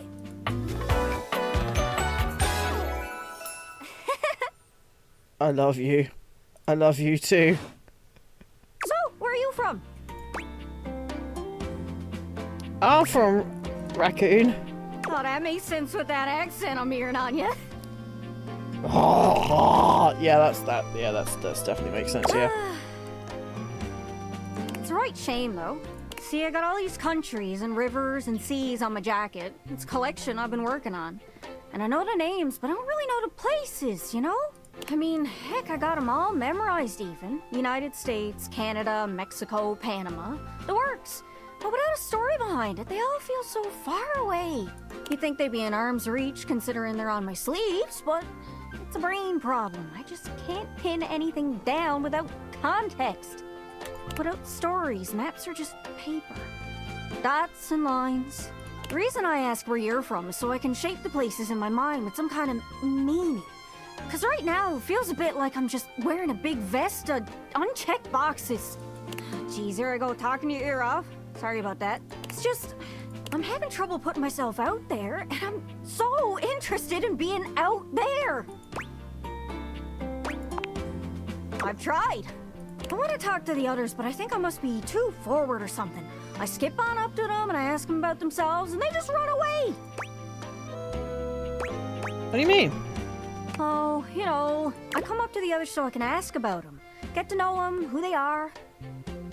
Oh, she's so cute. But before I can get to the point, I always go spouting off about something or other, like telling them factoids I've heard about what I imagine their home to be.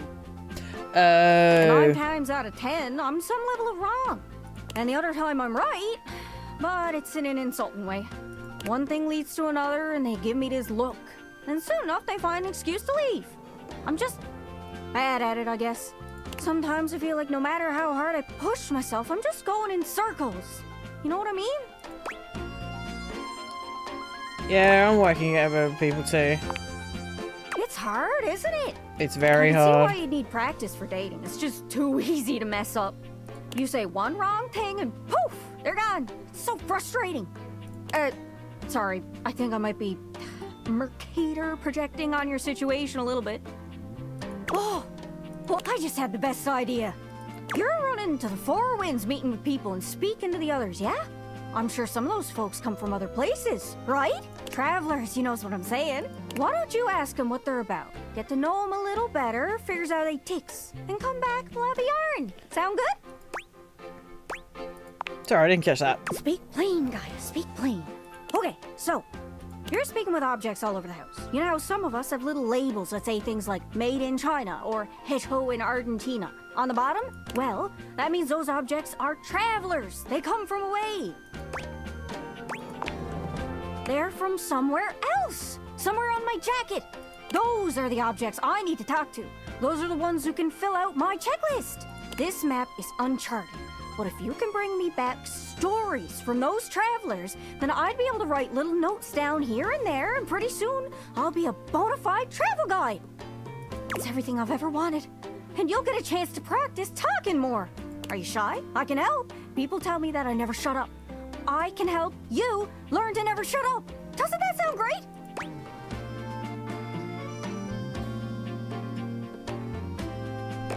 That'll be perfect. Right? I'm sure it'll work out. You scratch my cartouche, I'll scratch yours. What do you say, partner? Exploration buddies? Oh, I'm happy to explore. Sure, why not? Really? Oh, I appreciate it. Really saves me a lot of humming and hawing. You go out and find some objects from foreign lands. Oh, and let me know if you need any help. It's hard to explain, but I got a pretty good sense of these things. I can't give you an exact name or anything for who to talk to, but I can get you close. It's kind of like a geocache. I can give you an idea of their general location, but if you want to find those travelers, you'll need to hunt them down yourself. I've learned firsthand what others don't take too well if you run up to them and scream, "Where are you from?" Like yeah, like that. It was a disaster. Point is, you can't just ask objects. Hello, about the origins Doom. out the gate. You gotta. Oh, Great wait, hang on news! first. We slept with Betty the bed. Don't worry too much about the details. Once you're close with someone, you'll learn more about it Great automatically. news! So, what do you say? You want some hints on where to find travelers, or do you feel like searching on your own? Oh, give me a hint. All right. Hint. Hint, hint, hint. Let's spin me around and see which object I get a sense for. Gaia is adorable. Both, Doom, both were good. Well, most TV comes from the US, but I know you watch anime sometimes. That's from overseas. Yeah, both. I don't suppose you got any merchandise, do you? Hope that helps. Sorry, I'm still a little scatterbrained. Any other leads? You know, there used to be this magic show. The magician was supposed to be super mysterious. Wonder whatever happened to that guy. Magicians always have names like El Magnifico or I'll pull a rabbit out of a hatio. Those sound foreign. Nice. Maybe he was a traveler too. Nice. Oh yeah. Hope that It helps. was fucking Sorry, smooth as still a shit, little bro. scatterbrained. Don't know how I pulled it off. Any other leads? Gosh, there are so many options. Before you send him running all over the place, maybe you should grab a cup of coffee. That'll keep your brain active while you're exploring. Oh, Hope that helps. Sorry, I'm very still a little sweaty right now. Good luck. Don't get lost. Oh, Betty, she's adorable. We love Betty. Right, okay. Doom, who should I talk to next? I will give you the dealer's choice. I've tried to sort out the dry sale. Oh, you got a gazebo now. Oh, nice. Speak more about the gazebo. Tell us more about this gazebo you speak of.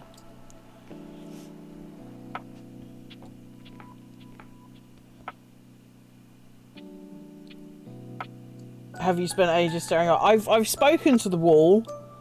He loves me apparently, which is amazing. Actually, you know what? Let's talk to Titus. The gladiator who stands before you is at once intimidating and alluring.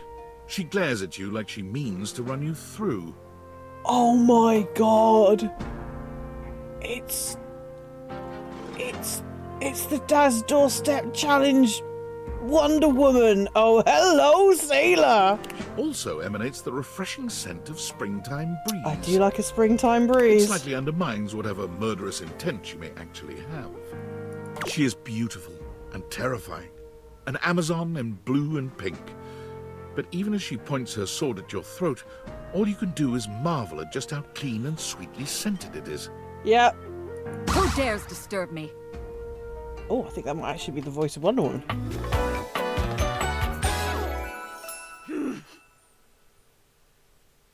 Titus Andromache? Andromache? Yeah! You? Ha! Name yourself! By all the pots in the firmament, I swear, if thou hast disturbed me for any reason less worthy than the red memory of battle, I shall leave you sopped, dirty. Andromache. Oh, Andromache. Thank you very much. I shall leave you as you present. I just wanted to meet you. Meet me. You, civilian, you wanted to meet me. I am in the pitch of battle. My pods rampage, sacrificing themselves to be reborn yet again. And you have pulled me here because you wanted to meet me. I confess to you, civilian. I am in a state of indecision. I cannot decide if I hate you, or if I am impressed by your fortitude.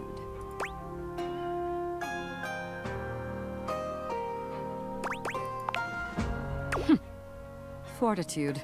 Such bold abandon flaunts a newling's claim, for converse strange at altar side untold. Oh my god, you and Washford just must absolutely get on like a fucking house on fire. You're not hated, despite thy impish impertinence. Perhaps there is something about you. But now is not the time. My occupation, my profession calls me back. For passion's sake I fly. For passion's sake I am not pulled again. Okay. Come to me only when the hurly-burly is done, to win or loss. Come before, and even thy puckishness shall not save thee. How will I know? Wait. You won't. Okay.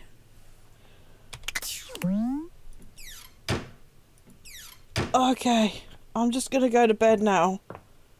That was intense. That was really intense. That was so intense.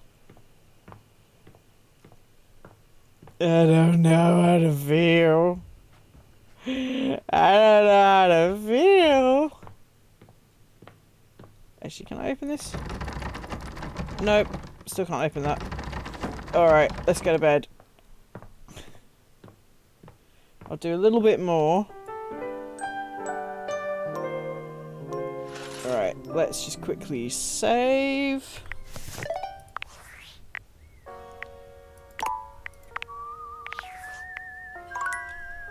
Oh, baby. Right, actually, just...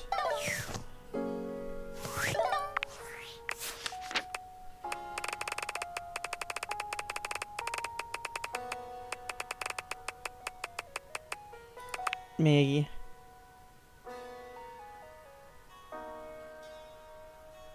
Location 1. Oh, okay, so maybe because he prattled on about being not pure or being pure silver. Maybe? Alright, we're gonna give this one more go. Yes, I did talk to fucking Timothy Dick Doc Clock. I haven't spoken to him again, but he's an absolute bell-end knob cheese. Oh. Yet you return. You must desire me, though your own I can take you under my labrum. Not yet, not yet. There are more.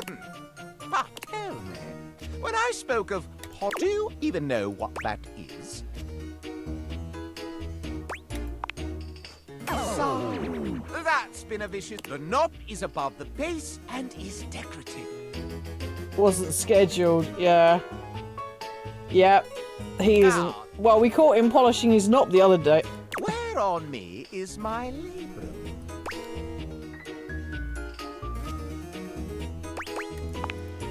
Oh, it is merely my arm, you see. Last, a capital may mean an uppercase letter or an exclamation for a lovely thing. But where is the capital on my corpus?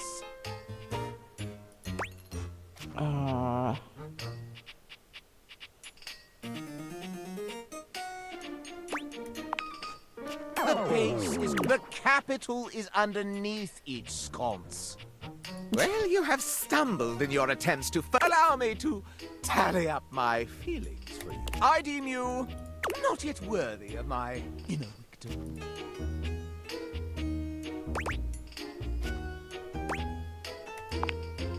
You must share with me more. Do you? You return. You are rather. But to become one with a path of scandal, you must give as much as you take. Truly? Well, well. Oh, here we go. Okay, right, there we go. We've got it. Huh. That's one way of putting it. Enough chit chat. Word on the street is you've been calling someone else counterfeit. Me? Why ever would I make such an allegacious allegation?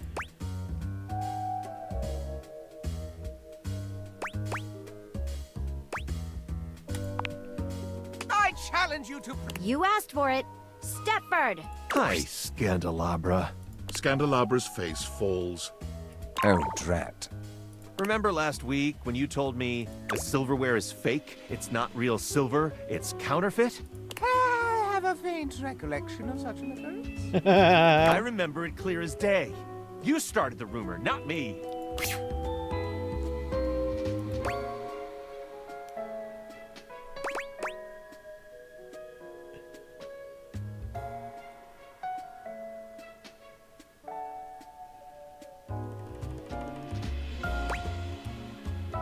Answer the allegation. Yes, well, I was merely causing a stir.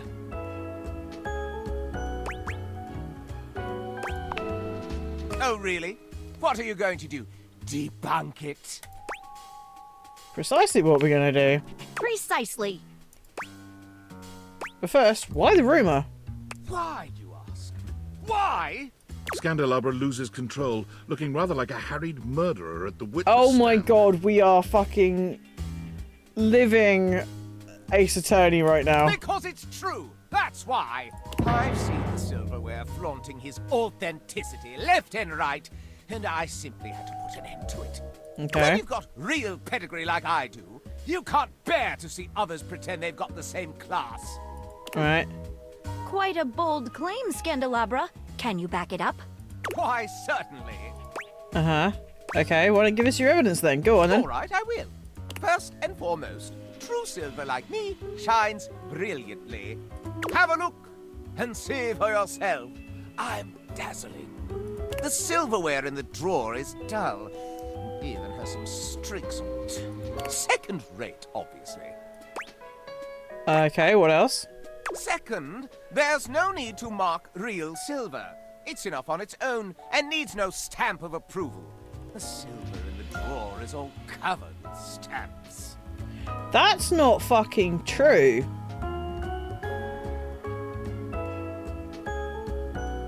That's not true at all. There's always been silver gilts. He's the fake. He's the fucking fake. You say. Anything more? Why, simply listen to the way I speak. Can you question for a moment that such a delicious degree of diction could be achieved by anything less than a genuine article? Is that all? I also pinky promise that it's true. All right, no need for further questioning. Case closed. Okay, now it's personal. Nobody closes my cases for me. Oh, Maggie's getting fucking pissed. Uh-oh. Easy, Maggie. Let's break it down with a level head. Indeed. Let's separate fact from fiction and flush out the fraud. Where should we start? Well, let's talk about the issue of the shininess. What's your opinion? Doesn't silver tarnish? Precisely correct. Thank you very much, Doom! Thank you very much. Yes, it does tarnish. Real silver must be polished to bring it back up to its highest luster.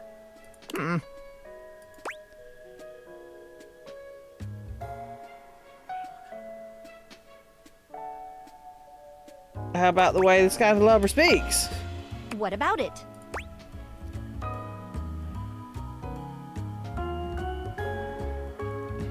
Him talk funny.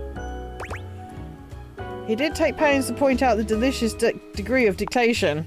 While articulation and eloquence are praised by the prestigious, they are not foolproof signs of anything. Very and I must true. point out that dictation is not a real word. Very and true. Only a pathological prat like the Scandalabra would use it to try and cast Pathological blame on the brat. innocent. What a.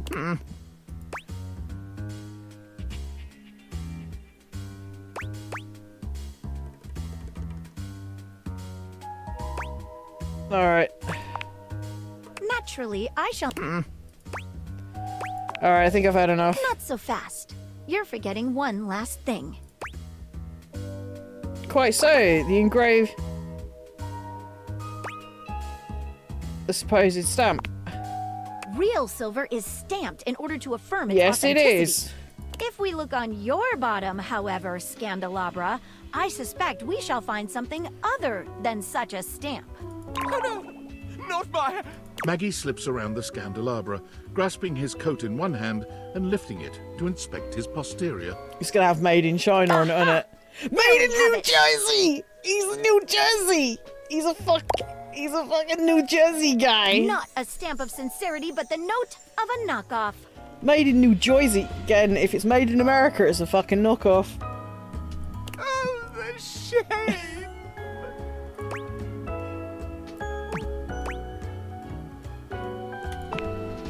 And then you can go apologize to the silverware for having besmirched his reputation with your own lies.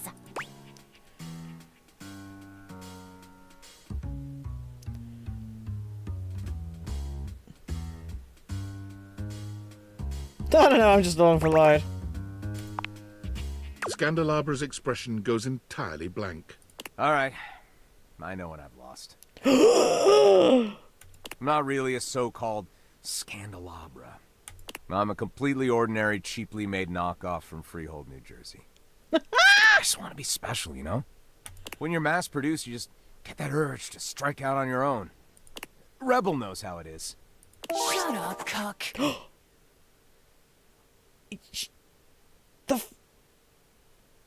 The rubber duck just called the candelabra a cuck. That is not a sentence I'd think I'd say at 11:15 at night in 2025. I left the factory learning that I was essentially a defect from the start. A bum. But there was no need to lash out at the rest of us. You're right, Maggie. You're always right, Maggie. I've tried to dig dirt up on you, but you're squeaky clean. And for all my digging, all my messing around, I'm sorry. I still kinda get off on learning about all the relations around the house, though. He pokes the tips of his index fingers together in a gesture that reminds you of the way he used to present to you. If it's okay with you, I'll just watch and enjoy. From here. As long as no one is getting hurt. And you promise to tell no more tales. You have my word. Well then, I'll call this case closed. Stay out of trouble. What is your real name? Oh, just a completely ordinary candle kind of name. He should have a Tony the Builder accent. He really should. John Wick. Fuck me. His name is John Wick. Of course his name is John Wick. Jesus fucking Christ. Okay. An utterly ordinary name destined for mediocrity. You're quite certain. This is fucking written to perfection. This is absolutely written to perfection. Well, God. Mr. Wick, stay out of trouble. Oh my god. Jesus Christ. Maggie, we did it! You were wonderful. You were wonderful. As a friend, or... Yes, as a friend. Sounds good. Maggie leaves you, seemingly unwilling to resolve your relationship. Yeah, in the as annoying as hell and presence of utter disgrace. genius, yeah. That's fucking... You are absolutely 100% correct. Maybe... Okay, right, let's go and look at something really funny real quick. Because this will make you... This will tickle you, as it tickled me. Looking at the tiny, big-headed Dorian who stands before you, it's hard not to wonder if perhaps the deviators have glitched. But a quick inspection It's does a seem to show they're tiny working just fine. Dorian. What are you looking at? It's like Jeremy Beadle. Nothing? You saying I'm nothing? No. No. I'm still a door, not a cabinet, not a hatch. A door, just as much as the rest. Understand? I understand. Good.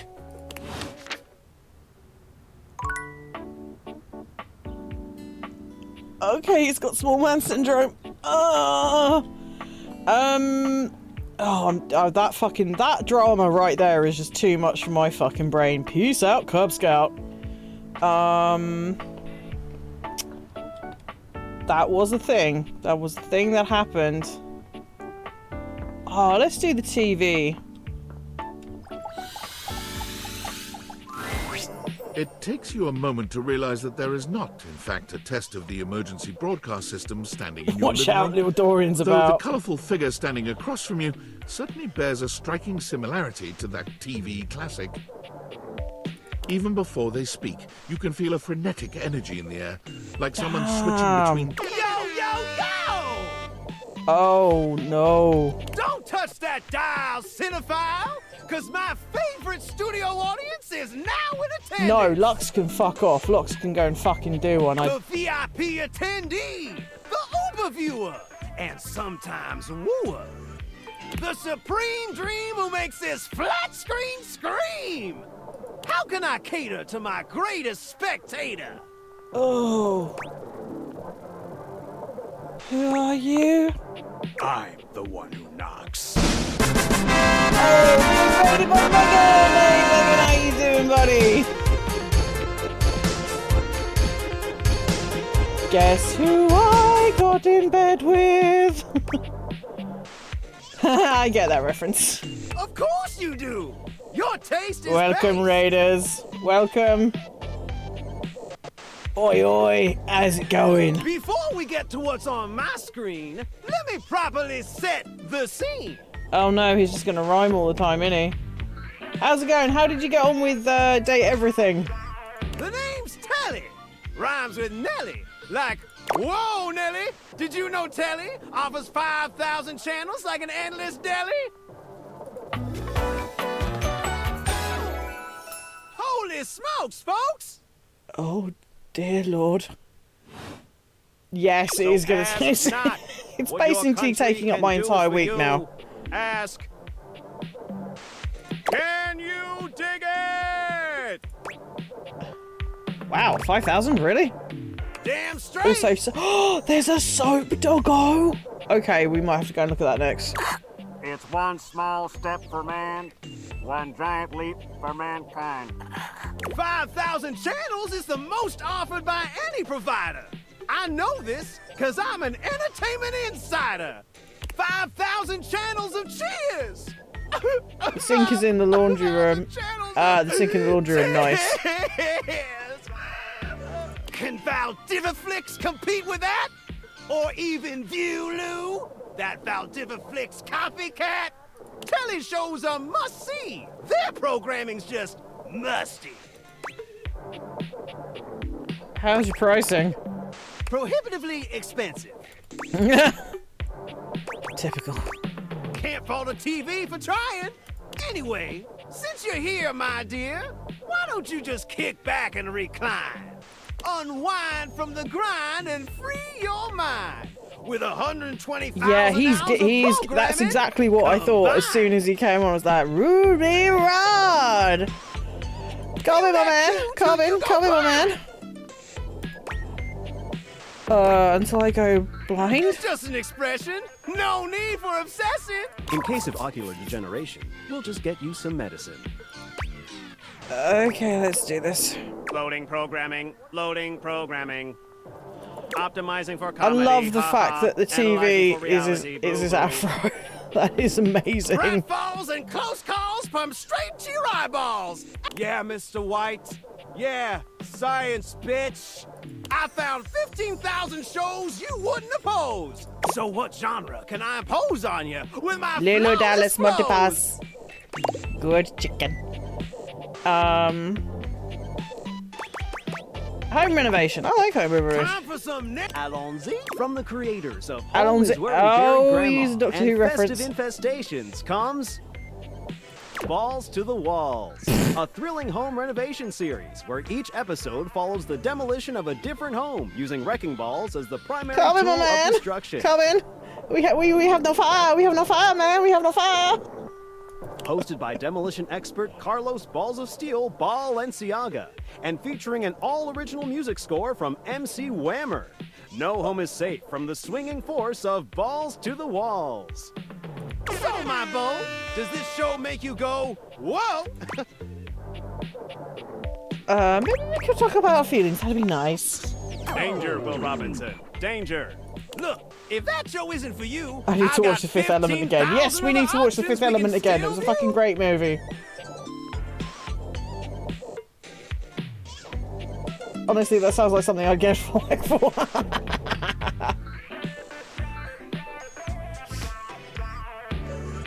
You know what? I had an idea for like a game on the bus the other day called Minimum Rage, and it's like I couldn't decide whether it was going to be like a turn-based RPG with minimum wage people beating the shit out of people, or it's just going to be a fighter with minimum wage jobs beating the shit out of each other. It's only a matter of time. You're fucking right. So what genre can I Minimum impose on Rage. you? With my flawless flows! Maybe I should just go. Makes sense, makes sense. Just, one more thing. Don't Columbo me, motherfucker. What's up?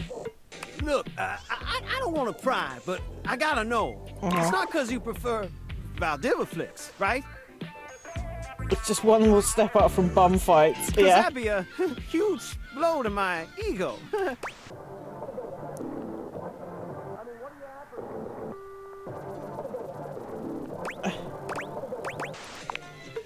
Oh, thanks, Heidi. That makes me feel naughty. Come back round here later, and I'll show you something body. Oh, he's going to show me porn. Lovely. Wonderful. Okay, well, we've got 2 more. I may as well use them up before I finish the stream. So, oh, you know what we're going to do? I know what we're going to do. I know what we're going to do. I know what we're going to do. I know what we're going to do. Because this is really cool.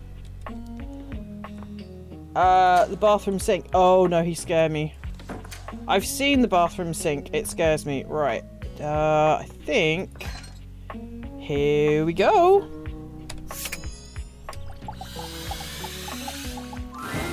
You walk into what you thought was your breaker box, but as the dark door swings open, you realize you're somewhere entirely more stimulating. A classic speakeasy club welcomes you in. The low electric lights glow warmly. Speakeasy? Live music drifts languidly from a sumptuous velvet red stage and envelops the audience in a pleasurable haze of pure vibe. The gentle clink of cocktails in glasses rises from a wood bar to the left of you, and then a gentleman with a languid, easy air to him approaches you. Well now, what a delightful surprise. Hello! A brand new patron.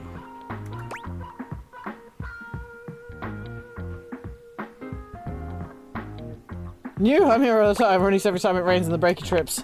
Mine. Are you sure you're not thinking of another closet? I'm Doom certain Hippie this has must be your first time. staked a claim. Fair cop. Trust me, I would never forget such a striking face. Alright, you Quincast motherfucker. What the hell? Striking. Oh yes, distractingly so. I imagine it would be quite difficult to focus on anything else with you around. Oh my god, that man is layering and thicker than an advert for Philadelphia. Though, I can't say I mind.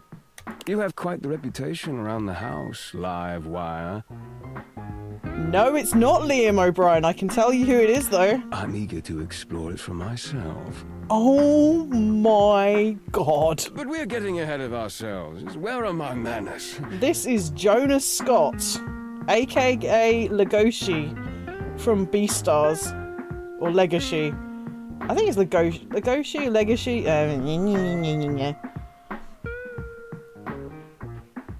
My name is Volt. Hello, Volt.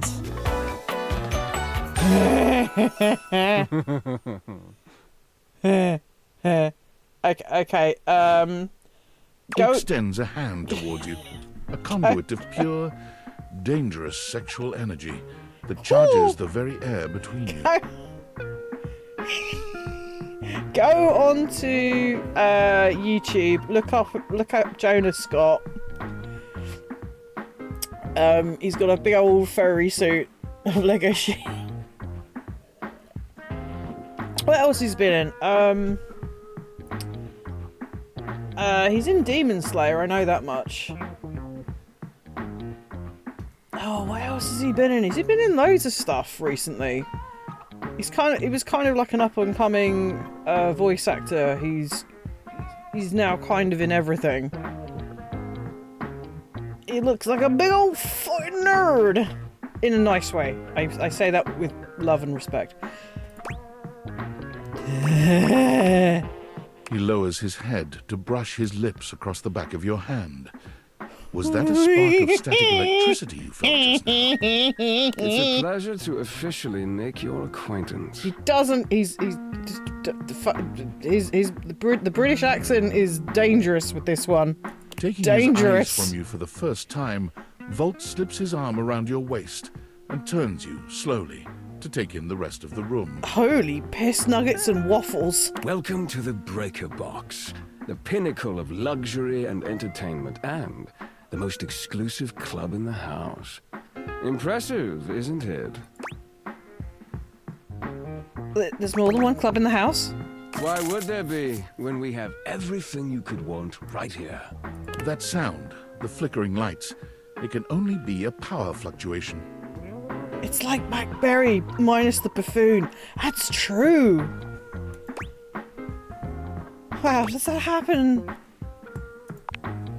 What? Oh, that.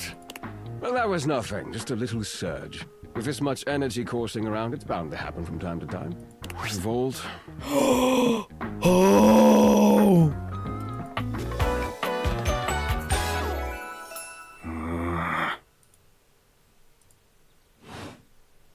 This newcomer looks exhausted, frustrated, and annoyed.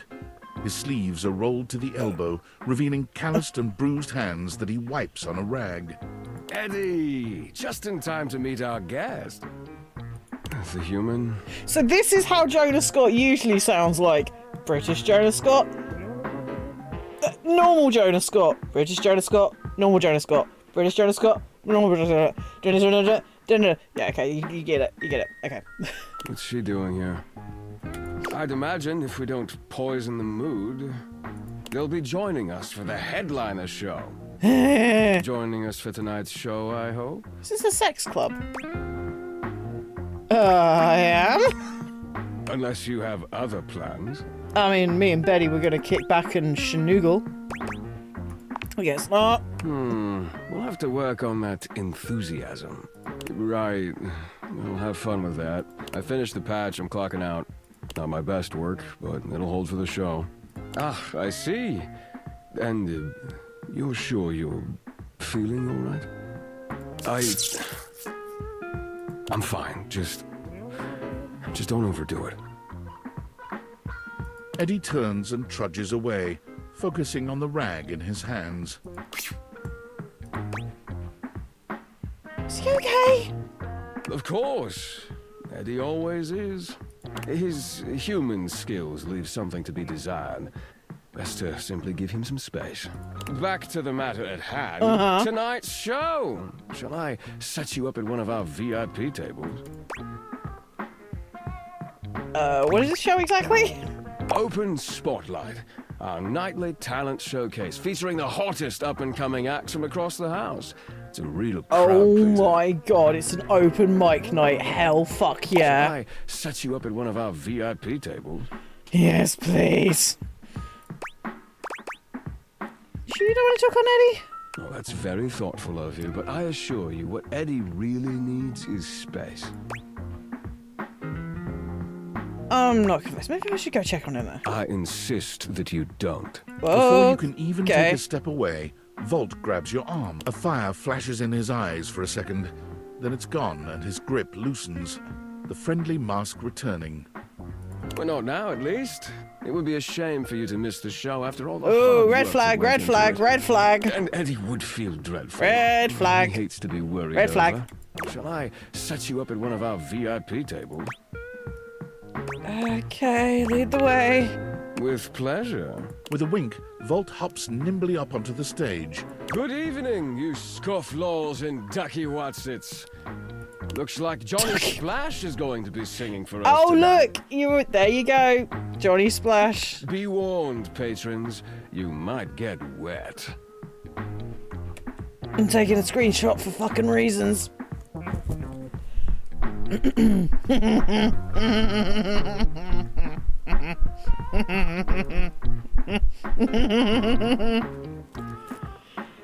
Oh my god.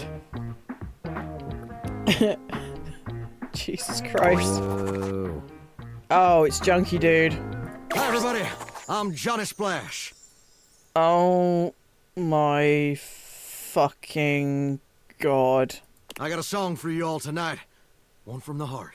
Oh no. And tonight it'll be a cappella, because my voice is the greatest instrument of them all. Oh no. I keep a close watch on this hour of mine. I keep my forces free of stain and grind. I scrub the ground from the tiles between the lines. Oh boy. I be a closer. I didn't get the DLC. I should get the DLC. Did you get the DLC? Also, have you hooked up with Betty yet? Who's Megan? Who are you aiming for? Out of when you booted it up, who were you like? Hello, we're having weather. That was amazing, baby. I even surprised myself. Yes. I've seen many bombs. Yes, it's. But that one takes the It's crook Luke blasted Nukem. Oof. Even I couldn't clean up that mess. You didn't like it? I thought it was okay. I'll retool it and come back with something even better. Just you wait. With the club beginning to close down, it appears that the show is over. Patrons mill about, talking amongst themselves. You spot Eddie nursing a solitary cocktail at the bar. Volt is nowhere to be found. Things feel colder and quieter without his presence. Speak with Eddie. Show's over. Club's closed. Okay. I just wanted to check on you. What? Why? I did get the tip. Also, Titus. Yeah, Titus, man. We just just before you raided us, we spoke to Titus.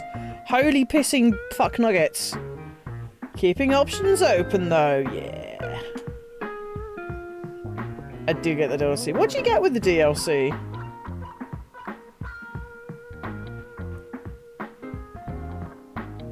I'm intrigued.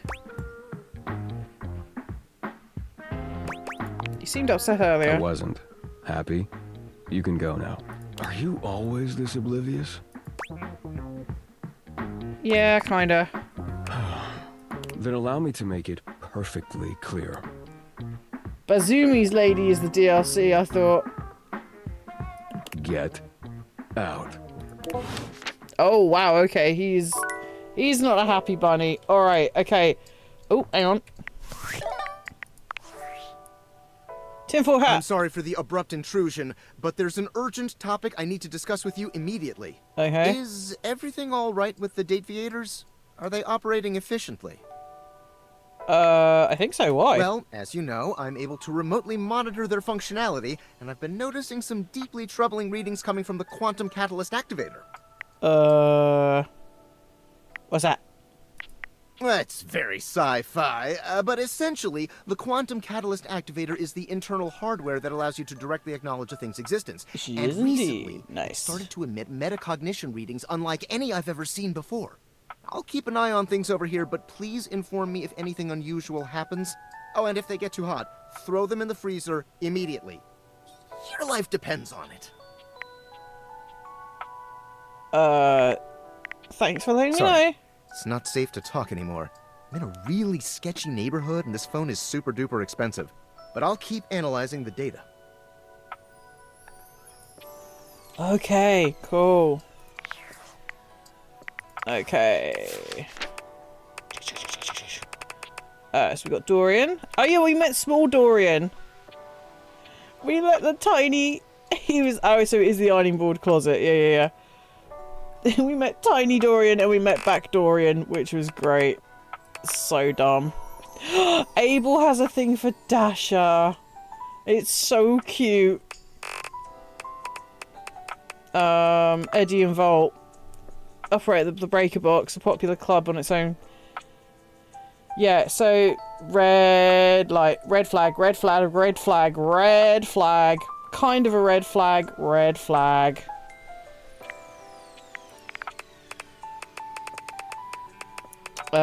We found 30 people so far. I have 2 people who love me and 1 friend. John. Oh, John Wick, that's right. Maggie, we love Maggie. She's going to be our friend. Betty. Oh, maybe we should hook up with Betty again. Oh, Betty. We love you, Betty. We love you, Betty. We love you so much. I love you, Betty. Oh my god, look at her. There she is. Allegra Clark. I think that she's the voice of Wonder Woman, I want to say, for one of the cartoons. I could be wrong. Alright. We've got 1 more before the end of the stream, and then I will fuck off.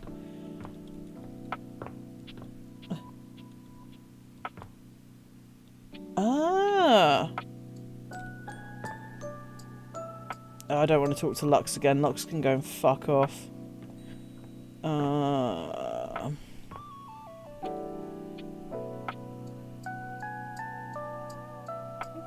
Oh, maybe we'll talk to a teddy bear.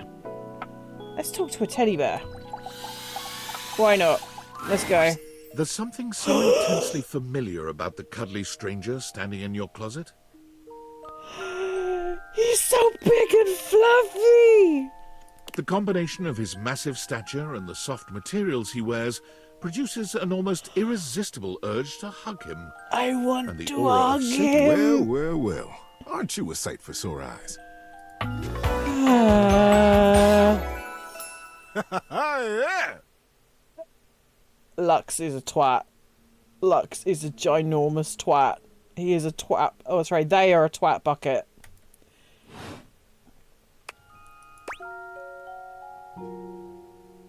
Well, thank you. You are very welcome. You are so kind to express your gratitude like that. I feel like that's a bit of a lost art these days. To be honest, it's just so nice that you can really feel your gratitude. It feels good. It's one of my favorite things. Right behind. Oh, and munching on a big bowl of popcorn. Yeah, that's good. That's good. Ooh, and going for a beautiful, long, slow meander out in the fresh air and taking deep breaths and listening to the trees. Oh, I love everything about this guy's design. There's a lot to love around us, huh? What are some of your favorite things? Oh, he's like Mr. Rogers. Oh, this is amazing. Hot chocolate, no contest. Ha! There you go.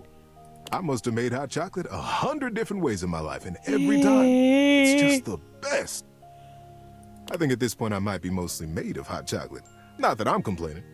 It makes sense that I would be warm and delicious. Tell me, what brought you around to see me?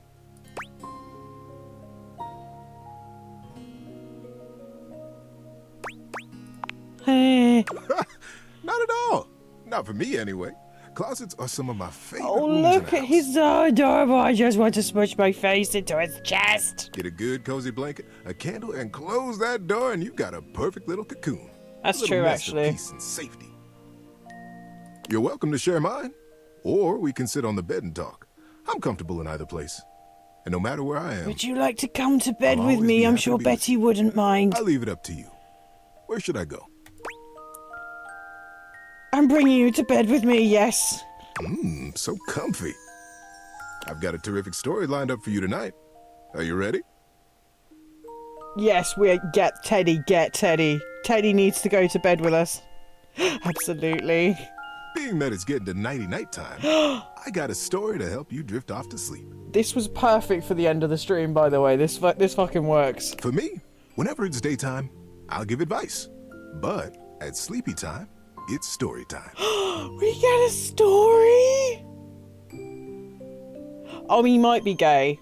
He could be gay. He might possibly be gay. He might be bi. He might just be that fabulous. He might Wanna be hear my pan. story? Yes. Yes. Oh, this one. This is the biggie, buddy. It's a good one. I can't wait. The Great Constructing of Beaver Proudtail. Beaver Proudtail. It was very early in the morning, one cold and foggy day. Everybody a very snuggle long up. Time ago. Young Beaver Proudtail was walking quietly and efficiently through the dugout tunnels of his den, his trusty stick tucked confidently under one arm. It was at this time every morning that the young beaver made his rounds through the whole den where his colony lived. It is too hot to snuggle, but we can snuggle respectfully with like an arm's length. Met the strangeness of outside. His large tail balanced him expertly as he climbed the long entrance tunnel to the surface. I'm not gonna lie, she's kind of making me sleepy. In an undignified manner to scramble up the pathway.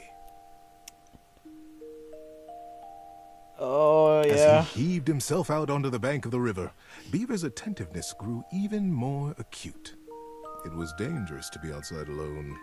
The Great War with the colony across the river had been going on for as long as he could remember, and a fair bit of time beyond that.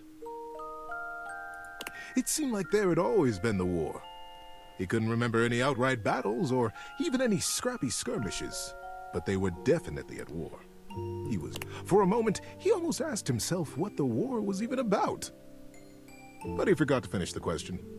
He was very young, after all, and what did it matter? This The seems colony was on very the apt other for the side of moment. And beavers didn't even cross rivers. He smartly tucked his stick back under his arm and began his patrol. So many steps this way, a scrutinizing scan, and so many steps back. But today, something was different. On the other bank of the river, through the fog, he heard the distinctive sounds of battle. "On guard, ye scum-footed knave," the voice cried. "Defy me at your peril." The sounds of the wood clanging against wood echoed through the fog. Hey-ya! Pow! Bing, bang, boom! Nice voices. Thank you. Who goes there? Shouted Beaver, his heart in his little throat. As an answer, he heard a young and high-pitched yelp. Ah! My name is Builder. Hi? Hi. It was all Beaver could manage. He was talking to another creature, a stranger, and a stranger from across the river at that. How many times had the Colony Council, the Denizen, warned him about the dangers of this? It was strictly against the rules.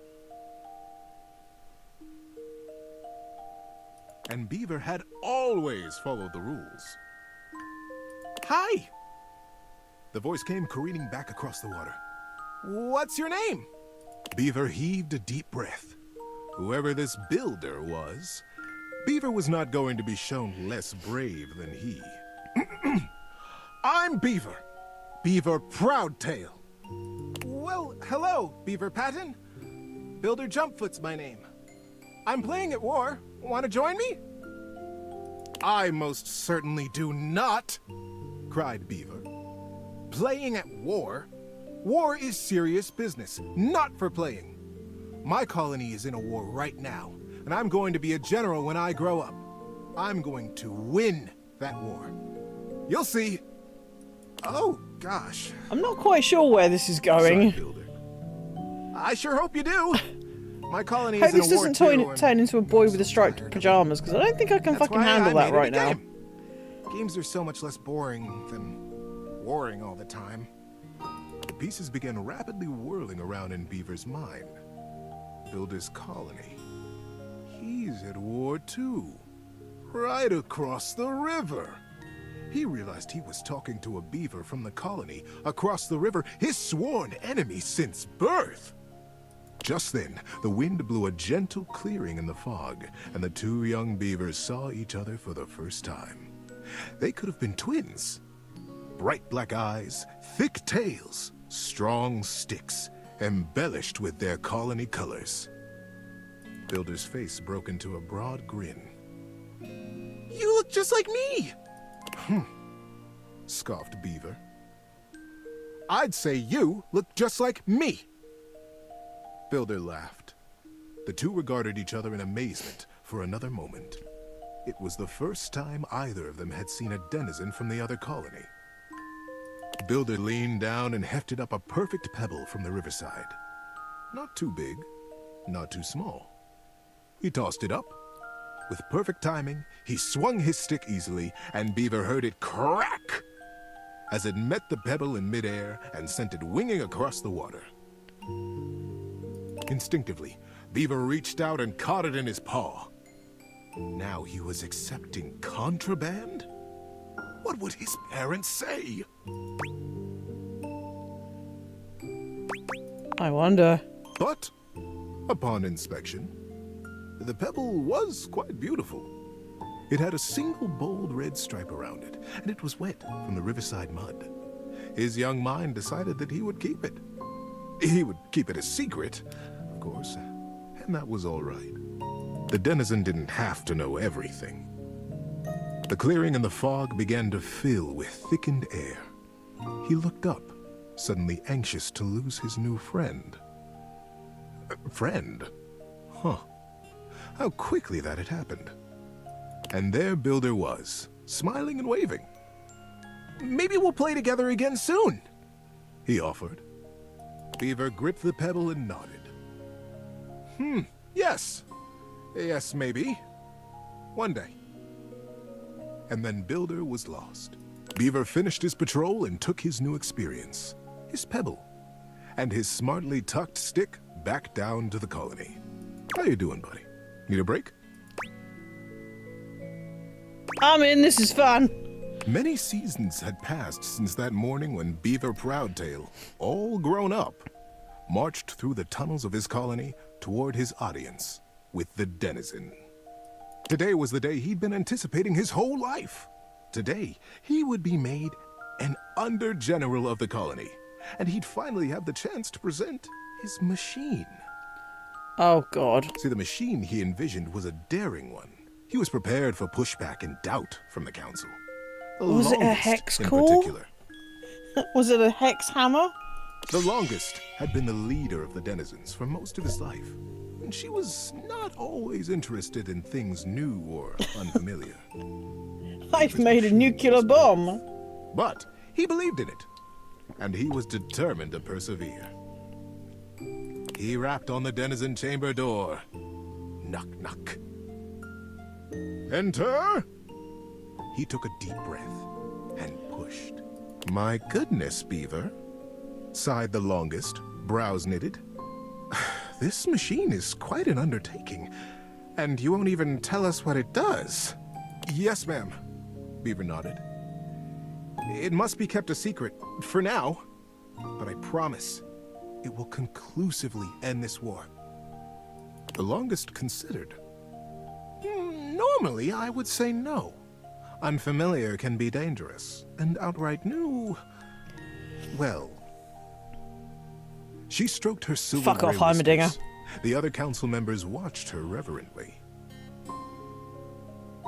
But we have all seen the construction beginning on the other side of the river. We have no way of knowing what they're up to, and it would be irresponsible of us to take no action at all. God. They're doing something. We must do something too. Deep murmurs of assent rippled around the small stump table. And we trust Beaver. He is our newest under-general, after all. She winked in his direction. If he believes his machine will truly and finally hydrate. tip Do the balance hydrate. of the Great War in our favor. She paused. The silence was agonizing. Beaver kept his eyes fixed on the wall just behind her head, patient. His paw unconsciously turned and returned a small pebble in his pocket, caressing along the line of a single great red stripe. Then permission is granted. Beaver let go the breath he had been holding. Whew. Begin construction as soon as you are able, Under-General. But the burden of her long years of leadership showed through her sagging cheeks. We will be watching. Beaver smartly untucked and retucked his stick, slapped his tail once against the packed ground in assent. Yes, ma'am. Longest. I'll begin right away. He turned on his heel and marched out of the chamber. It was the first day of summer. It was going to be a long and exciting season. At first, the build crews the longest had placed under his command were reticent. What are we building? They would complain. What does it do? When Beaver said nothing and admonished them to follow instructions, their eyes flickered nervously to the building across the river. Maybe it's something to help us fish the river, Corinth Blue Eye speculated. Did you hear?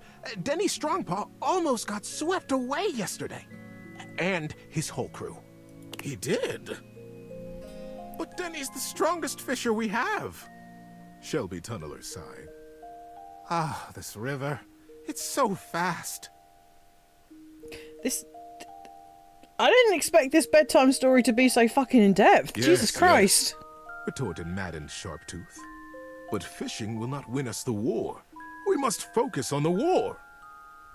And the others agreed and went back to their building. Sometimes the longest would come to check on the machine, casting her critical eye over every joint and pillar. Most often, she went back below with hardly a word to Beaver, appraising, wearing her doubt like a shawl. But as the summer season progressed, the mood began to shift. Crews would show up to their duties early. They smiled more. They stood up straighter when Beaver came by them or looked to them for progress. The machine, whatever it was taking shape, and its scale was impressive. It looked angry. It looked like the great weapon they all hoped and prayed it was. Oh boy. The crews began comparing their machine to the thing on the other side of the river. They even began trading barbs and joked with the beavers working on the other side. They pushed and prodded about who would finish their project first. Ours is a ship to go to the sky, and from there, we'll drop stars on you, and we'll win the war. Ha! Would come the reply. Ours is a wooden dragon who lives under the water, who can take us safely across this speeding river, and we'll come upon you unexpectedly, and we'll win the war. Days were marked now by hard work, and the sounds of challenge ricocheting across the water. Beaver, said the longest as she held onto his arm one day late into the summer sun, I don't need to tell you. The whole colony speaks of nothing but your machine. They are all so proud of you. Beaver nodded solemnly. Thank you, ma'am. But the season draws on. You must finish before the rains come. And then you'll have to finally tell us what this is that you've created. Beaver's paw found the lucky pebble in his pocket. Yes, ma'am. We will be done. And I will test it. And you will watch. How you doing, buddy? Need a break? It's a bridge. It has to be a bridge. I hope it's a bridge. Oh, God. How long? Okay, I'll try and finish it. I want to try and finish it. And then the day came. The crew stood around the great machine, eyeing with wonder the marvel that they had built. A few beaver folk noticed how similar theirs looked to the one across the river. But that was okay, they reasoned. They had been built facing each other after all. Beaver Proudtail strode up to the front of his machine. With his well-worn stick and his powerful bearing, he cut quite a figure. Corinth Blue Eye and Shelby Tunneler stood just behind him, awaiting their orders. All right, Corinth. Beaver turned to face them. Do you have the rope? Yes, sir. Corinth turned to Shelby, who produced the end of a long length of woven rope from a basket in the base of the machine. Time to get me up there, then. With the end of the rope tied around his waist, Beaver climbed up to what looked like a large square of woven netting, pulled tightly back from its center by a thick cable. The cable was held by 4 whole crews of beaver folk, straining against the resistance of the net. The longest stood back at a safe distance, her shawl wrapped tightly around her shoulders to ward off the early autumn chill. Beaver settled himself right in the middle of the netting, at the last moment shaking his head in sudden memory. Here, he said to Shelby, and handed her his precious stick. I'll be back for this. Back? Queried Shelby. Ready, crews! Shouted Beaver. Ready, under general! Came the chorused reply. At their cue, the crews simultaneously released their hold on the cabling, and the netting rocketed forward, launching Beaver Proudtail out into the air. It was a fucking catapult? Oh no! Great river! They cried in consternation and shock. What? Where is he gone? Minutes passed before another shape came sailing over the river from the other side, to plop safely and squarely into the center of the net. It was Beaver. He had the same square head, and the same rope wrapped securely around his waist. Good log! What a ride! That's the most fun I've had in weeks, said the shape in the net. He began to disentangle himself and stand up. And it wasn't Beaver after all. The roil of the crews was instant and a bit frightening. Who is this? Who are you? They cried, and the longest shouted at the top of her lungs, "Detain the stranger!"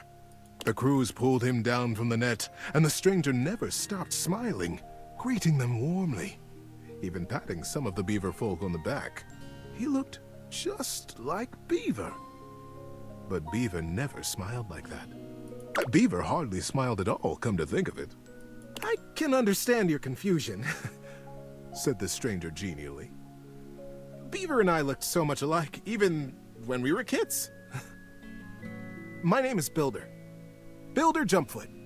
When no reply or greeting was forthcoming, Builder went on. I'm from the colony across the river. Oh, the silence was absolute. Across the river? How was that possible? Was he a weapon? Where was Beaver? How were they ever to get him back? Come on, Builder, I know he's got the right idea here. Builder just smiled, absolutely at his ease, seemingly pleased as punch to be among all these new friends. And into this silence sailed the figure of Beaver, a new rope tied around his waist. There were now 3 lines of thick rope across the river. Beaver landed expertly in the center of the net, untied his waist rope, and climbed down. You are Builder? Beaver reached out his paw to the stranger. And you could only be Beaver, the stranger exclaimed, gripping that paw warmly with his own. I am Builder indeed, and it has been the dream of my life to finally meet you like this, in the daylight, on the same soil. Mine as well, my friend. Beaver, for the first time in his life, allowed himself a great, eye-crinkling smile. I almost can't believe it worked. Now, wait just a minute, trilled the longest, making her slow path down to the machine. What on Riverbank is happening here? We are at war, Beaver. And Builder, too. You both should know better. Beaver, you promised us that your machine would win the war, and here you have brought the enemy you promised to destroy right to the mouth of our colony tunnel. Beaver turned to the longest with an open face. Yes, ma'am, I did. I believe you'll agree, though, that I have won the war. We have all, because the war is over.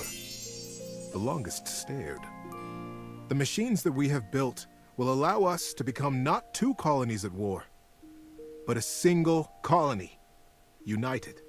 The machines are designed to dam this river, ma'am, offered Builder. I believe you have the same dangers with fishing and swimming that we do. That you have never crossed it? The crews cackled at the absurdity of ever crossing this raging river. We have no need to fight the river now, you see? Builder continued. We sail above it. Just as the single pebble did long ago, whispered Beaver. Oh. Builder smiled.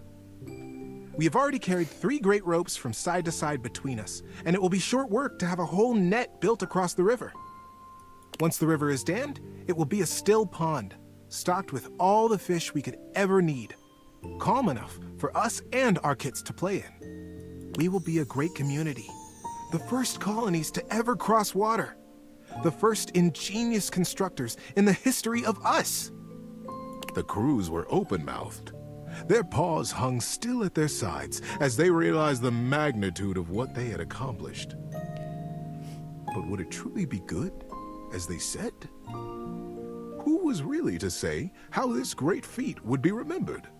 The longest took a deep, rattling breath. I can see why you did not tell us at first, Beaver, the true purpose of your machine. She glanced at him sidelong. I surely would have said no. Nothing this daring has ever This even is been a attempted long-ass before, story. let alone under the mask of subterfuge. Beaver looked up at her, suddenly a very young kid again in his heart. Yes, that is true, ma'am. I have won the war. I have won by making it go away. We have all won it. By making friends out of old enemies. Ma'am. Mother. Oh, plot twist. Do you like it? The longest looked fondly on her son.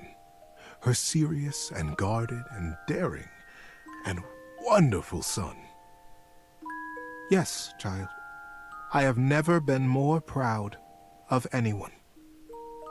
Builder guffawed and began to dance around, slapping Beaver brazenly and companionably on his back.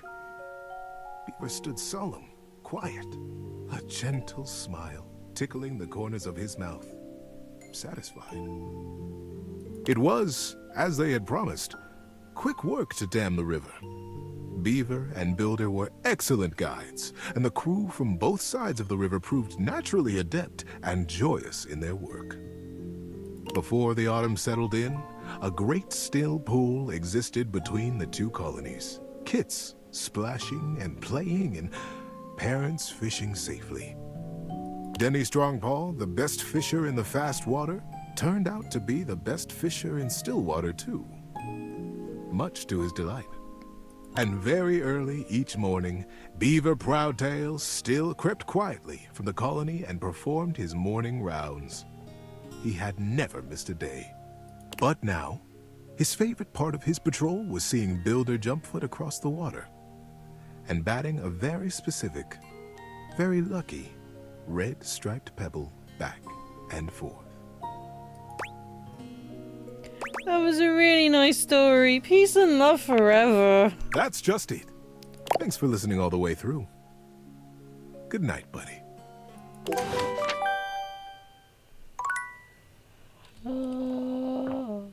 Oh, that was so good.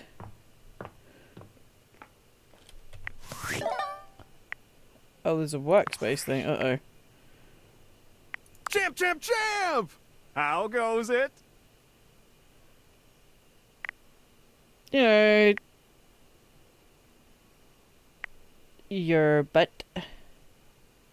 I guess I don't know how to speak to the youth today. Valdivian would like you to complete an exit survey based on your time here. How would you rate your time with Valdivian? Medium. Okay, I appreciate you participating. One more question. If you were to recommend, I don't know, Tom for a job somewhere, how likely would you be to send his resume along? Not very likely. Ah, that's just fine. I'll be straight. There was no exit survey. I just need some help. Now that I've revealed my own vulnerability and gained your trust, how likely are you to recommend Tom for a job somewhere? Not likely. Ah, can't win them all. What the fuck are you asking me about job? Fuck off. Right, okay, let's go to bed. And then we will call it. Oh, look, he's in there now.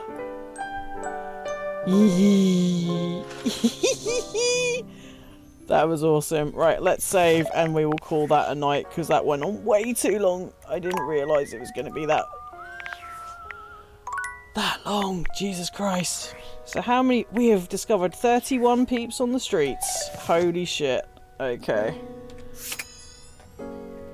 Holy fuck. Okay. Oh my god. Right, well, thank you very much for joining us. Thank you very much, Megan, for the raid. You're awesome.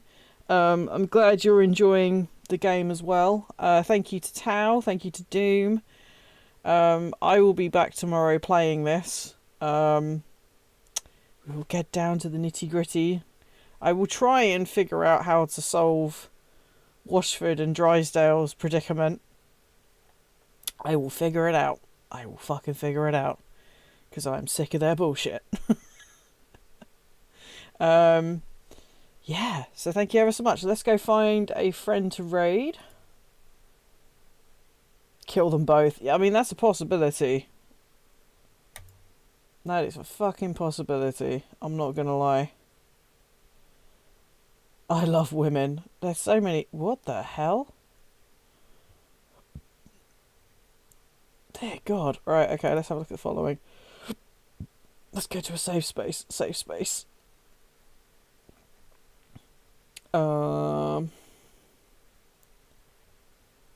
Who's a boot? I will do a flying raid with Casual Baldy. Why not? Oh boy. I know I should raid other people, but other people scare me.